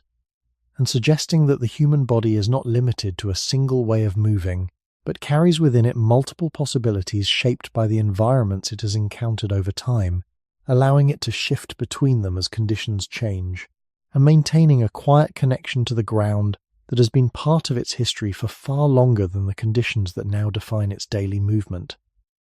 As this quiet imbalance between long-formed biological patterns and recent environmental conditions continues over extended periods, it begins to influence not only how the body moves, but how it interprets effort, comfort, and stability in ways that are subtle and rarely questioned. Because when a body that was shaped to respond continuously to variation is placed within conditions that minimize that variation, it gradually recalibrates its sense of what is normal. And within this recalibration, movements that rely on repetition begin to feel natural, while movements that require continuous adjustment may feel less familiar, not because they are inherently difficult, but because they are less frequently used. And over time, this shift in familiarity can shape perception, creating an expectation that stable, even surfaces represent the standard condition for movement, and that any deviation from that condition requires correction, rather than being understood as part of a broader range of interaction that the body is capable of managing. And this expectation influences how the body prepares for contact with the ground, often reducing the level of anticipation that would normally guide small adjustments, because the surface is assumed to remain consistent. And when that assumption is no longer accurate, the body may need to re-engage with patterns that are still present but less active, adjusting its movement in ways that reflect a deeper layer of responsiveness. And this re-engagement can feel gradual, as the body begins to redistribute effort, reintroduce flexibility, and restore a pattern of balance that does not rely solely on uniform conditions. And within this process, it becomes clear that the difference between past and present is not a loss of capacity, but a shift in how that capacity is expressed, because the body retains the structures and systems that were shaped through long periods of direct contact with the ground. Even as it adapts to environments that do not require those systems to be fully active, and this layered state allows for a form of movement that can adjust when necessary, drawing on patterns that extend beyond immediate experience. And when considered across generations, this creates a continuity that links modern bodies to ancient conditions, not through direct memory, but through the persistence of biological design that has not been replaced, only supplemented by new forms of interaction. And this continuity suggests that the absence of shoes in earlier human history did not simply define how people moved in the past. It continues to influence how movement can unfold in the present, even when that influence is not always visible. And within this influence, there is a quiet reminder that the body is not limited to the conditions it encounters most often, but is capable of responding to a wider range of environments, carrying within it the traces of a time when every step required direct engagement with a surface that was never the same from one moment to the next. And as this understanding settles, it becomes possible to see modern movement not as a complete departure from the past, but as one layer within a longer sequence of adaptation, where older patterns remain accessible beneath newer ones, ready to emerge whenever the conditions allow. And this perspective does not suggest a return to earlier conditions, but rather an awareness of the continuity that connects them, showing that the relationship between the human body and the ground has not been broken, only altered in its expression, and that within this alteration, the original patterns remain, quietly shaping how the body can move, adjust, and maintain balance across time, linking present experience to a much longer history that continues to exist beneath the surface of each step, even when it is not fully perceived. As this long history comes into focus, the change that separates past and present does not appear as a clear break, but as something much quieter, unfolding slowly enough that it becomes almost invisible to those living within it. Because when a process stretches across many generations, it rarely feels like a transformation. It feels like continuity, and within that continuity, small adjustments accumulate in ways that reshape experience without announcing themselves, and this is especially true in the relationship between the human foot and the ground, where the gradual introduction of layers between skin and surface did not remove contact entirely, but altered it step by step, reducing variation, softening texture, and creating a more consistent experience that the body slowly adapted to. And over time, this adaptation changed not only how movement was carried out, but how it was understood, because when the ground becomes predictable, the body begins to expect that predictability, relying on repetition rather than continuous adjustment. And within that reliance, the older patterns of responsiveness do not disappear, but they move into the background, becoming less visible, less frequently engaged, and therefore less familiar, even though they remain present within the structure of the body. And this shift in familiarity is important, because it shapes perception, creating a sense that the current way of moving is the natural one, even though it represents only one layer within a much longer history of interaction. And when variation returns, even briefly, the contrast becomes noticeable, not as something entirely new, but as something that feels slightly out of place, prompting the body to re-engage with adjustments that it has not needed to use regularly. And within this re-engagement, there is a quiet recognition, not in the mind, but in the movement itself, that the capacity for a different kind of interaction has always been there, waiting beneath the surface of habit. And this recognition does not require explanation. It appears through the way the body shifts, balances, and redistributes effort when the ground is no longer uniform, revealing patterns that connect present movement to a much older context. And when this connection is considered over the full span of human history, it suggests that the absence of shoes was not simply a condition that existed before something better replaced it, but a foundational state in which the body developed its most flexible and responsive ways of moving, and that these ways of moving have not been lost, but have become less central as the environment has changed. And this leads to a more subtle understanding of what has taken place, because the introduction of footwear did not remove the body's capacity for direct interaction. It shifted the balance toward a different form of stability, one that depends more on the consistency of the environment than on the responsiveness of the body.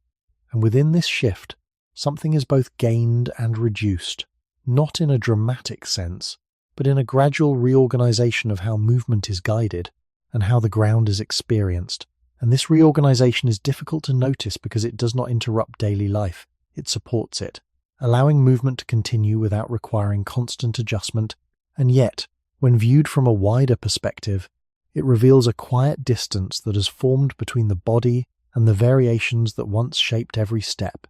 a distance that is not absolute, but conditional, appearing only when the conditions of the environment reduce the need for direct engagement, and disappearing again when those conditions change. And within this shifting distance, the human body remains what it has always been, a structure shaped by contact, capable of adaptation and responsive to variation, even if that responsiveness is not always required. And this continuity suggests that the story is not one of loss in a simple sense,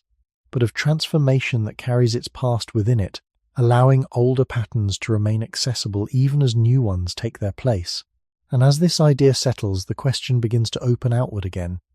moving beyond a single explanation and toward a quieter reflection on how change is experienced when it happens slowly, how the body adapts without forgetting, and how something as simple as placing the foot on the ground can still reveal a connection to a much longer history, one that continues to exist beneath the surface of modern life, shaping movement in ways that do not always need to be seen to remain present. As this quiet transformation continues to unfold, another thought begins to emerge, one that is less about the material object of the shoe itself, and more about what happens when a body slowly stops needing to notice the world beneath it. Because for most of human history, the ground was not a neutral background. It was an active and changing presence, always sending small signals upward through pressure, texture, temperature, and firmness. And those signals did not merely accompany movement, they shaped it, guiding how weight was placed, how balance was maintained, and how each step prepared for the next. And when that kind of contact is reduced over long stretches of time, the change is not always visible in the outer form of the body, but in the quiet reduction of attention that the body gives to the surface it moves across. And this reduction matters because it alters the relationship between movement and environment, shifting the balance away from direct responsiveness and toward a more buffered, more predictable experience, one in which the body can move efficiently without constantly reading the small differences beneath it. And within that shift, something subtle happens. The ground becomes less like a source of information and more like a platform, less like a partner in movement, and more like a stable base that asks little from the body in return. And this change is easy to miss, because it does not feel dramatic. It feels convenient. It feels smooth. It feels normal. And yet, when looked at across a much longer historical scale, it suggests that one of the oldest relationships in human life has been gradually softened, not broken, but made quieter. And as it becomes quieter, the body does not forget it completely. It simply expresses it less often, holding within itself a responsiveness that is still there but less frequently called upon. And this is why moments of direct contact can feel so strangely vivid, not because they are unfamiliar in an absolute sense, but because they bring forward a layer of bodily awareness that modern conditions do not always require, allowing the foot to sense again the small variations that once shaped every path, every pause, every change in direction. And within those moments there is a kind of return, not to the past itself, but to a way of moving that still exists beneath recent habits. And this return invites a broader reflection, because it suggests that many human changes do not arrive by replacing old capacities with new ones, but by layering new conditions over older capacities, until the older ones become less visible. And footwear is one of those changes, not simply a tool of protection, but part of a larger shift in which the body became gradually more separated from the surface that once guided it so directly. And this separation did not happen everywhere at once, and it did not erase what came before, but over time it helped create a world in which comfort became more common, variation became more filtered, and the ancient dialogue between foot and ground became more faint in daily life. And when this is considered carefully, the story becomes less about whether shoes were good or bad, and more about how human life changes when a body shaped in one world begins to live mostly in another, carrying forward old structures into new surroundings, adapting again, but never completely leaving the earlier world behind. And perhaps that is why the question remains open even at the end, because the deeper subject is not merely the absence of shoes across most of human history, but the quiet way the human body continues to carry traces of that long barefoot past, even now, beneath layers of habit, material, and modern life, as if some part of it still remembers that for a very long time, to be human was to meet the earth directly with every step, and to learn the world first not through distance, but through contact. And so the question does not really close in the way modern questions often try to close, with a final answer placed neatly at the end, because the deeper truth behind this long history is not that humans simply lacked shoes for most of their existence, but that the human body emerged within a world where direct contact with the ground was ordinary, continuous, and deeply woven into movement itself, and over immense stretches of time the foot did not wait for protection in order to become useful. It became useful through repeated contact, through pressure, cold, warmth, roughness, dampness, and the endless small variations of the earth. And this matters because it reminds us that history is not only the story of tools being invented, but also the story of bodies being shaped before those tools arrived. And when later forms of protection became more common, they did not create the human foot from nothing. They met a structure that had already been formed by a far older relationship, one that had learned to balance, adjust, and endure within a world that offered no guaranteed softness. And in that sense, the long absence of shoes is not a strange gap in human progress,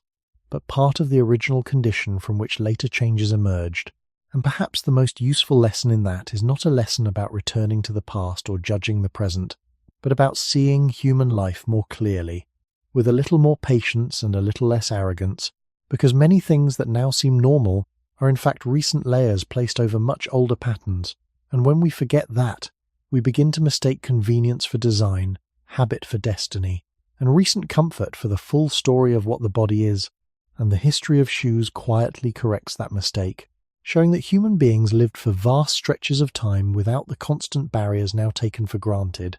and not because they were incomplete, but because their bodies and environments were aligned in a different way, one that modern life has softened but not entirely erased. And this is where the subject becomes gently educational in the deepest sense, because it teaches that the human body makes more sense when placed inside long time, when seen not only through modern expectation, but through evolution, climate, material limits, and the slow pace of cultural change. And once that longer view is taken seriously, many ordinary things begin to look different, not only shoes, but houses, beds, roads, light, warmth, and all the quiet layers that now stand between the body and the world. And instead of treating those layers as inevitable, we can understand them as historical developments, useful in many ways, but still developments, still additions, still part of a story rather than the beginning of one. And that understanding has value because it encourages humility, helping the listener see that the body is not wrong for carrying traces of an earlier world, and that history is not distant from us when it is written into the way we stand, walk, shift our weight, and respond to the ground beneath us. And perhaps that is the calmest conclusion this subject can offer, that the past is not always behind us in the simple sense, because some of it remains quietly active inside the present, not as memory in the mind, but as structure, tendency, sensitivity, and form. And when we notice that, even briefly, history becomes less like a list of inventions and more like a slow conversation between the body and the world, a conversation still continuing beneath modern life, still present under every protected step. And if so much of being human was shaped by meeting the earth directly for so long, then after all the layers we have added, what parts of that older relationship are still speaking through us when we can no longer hear them clearly?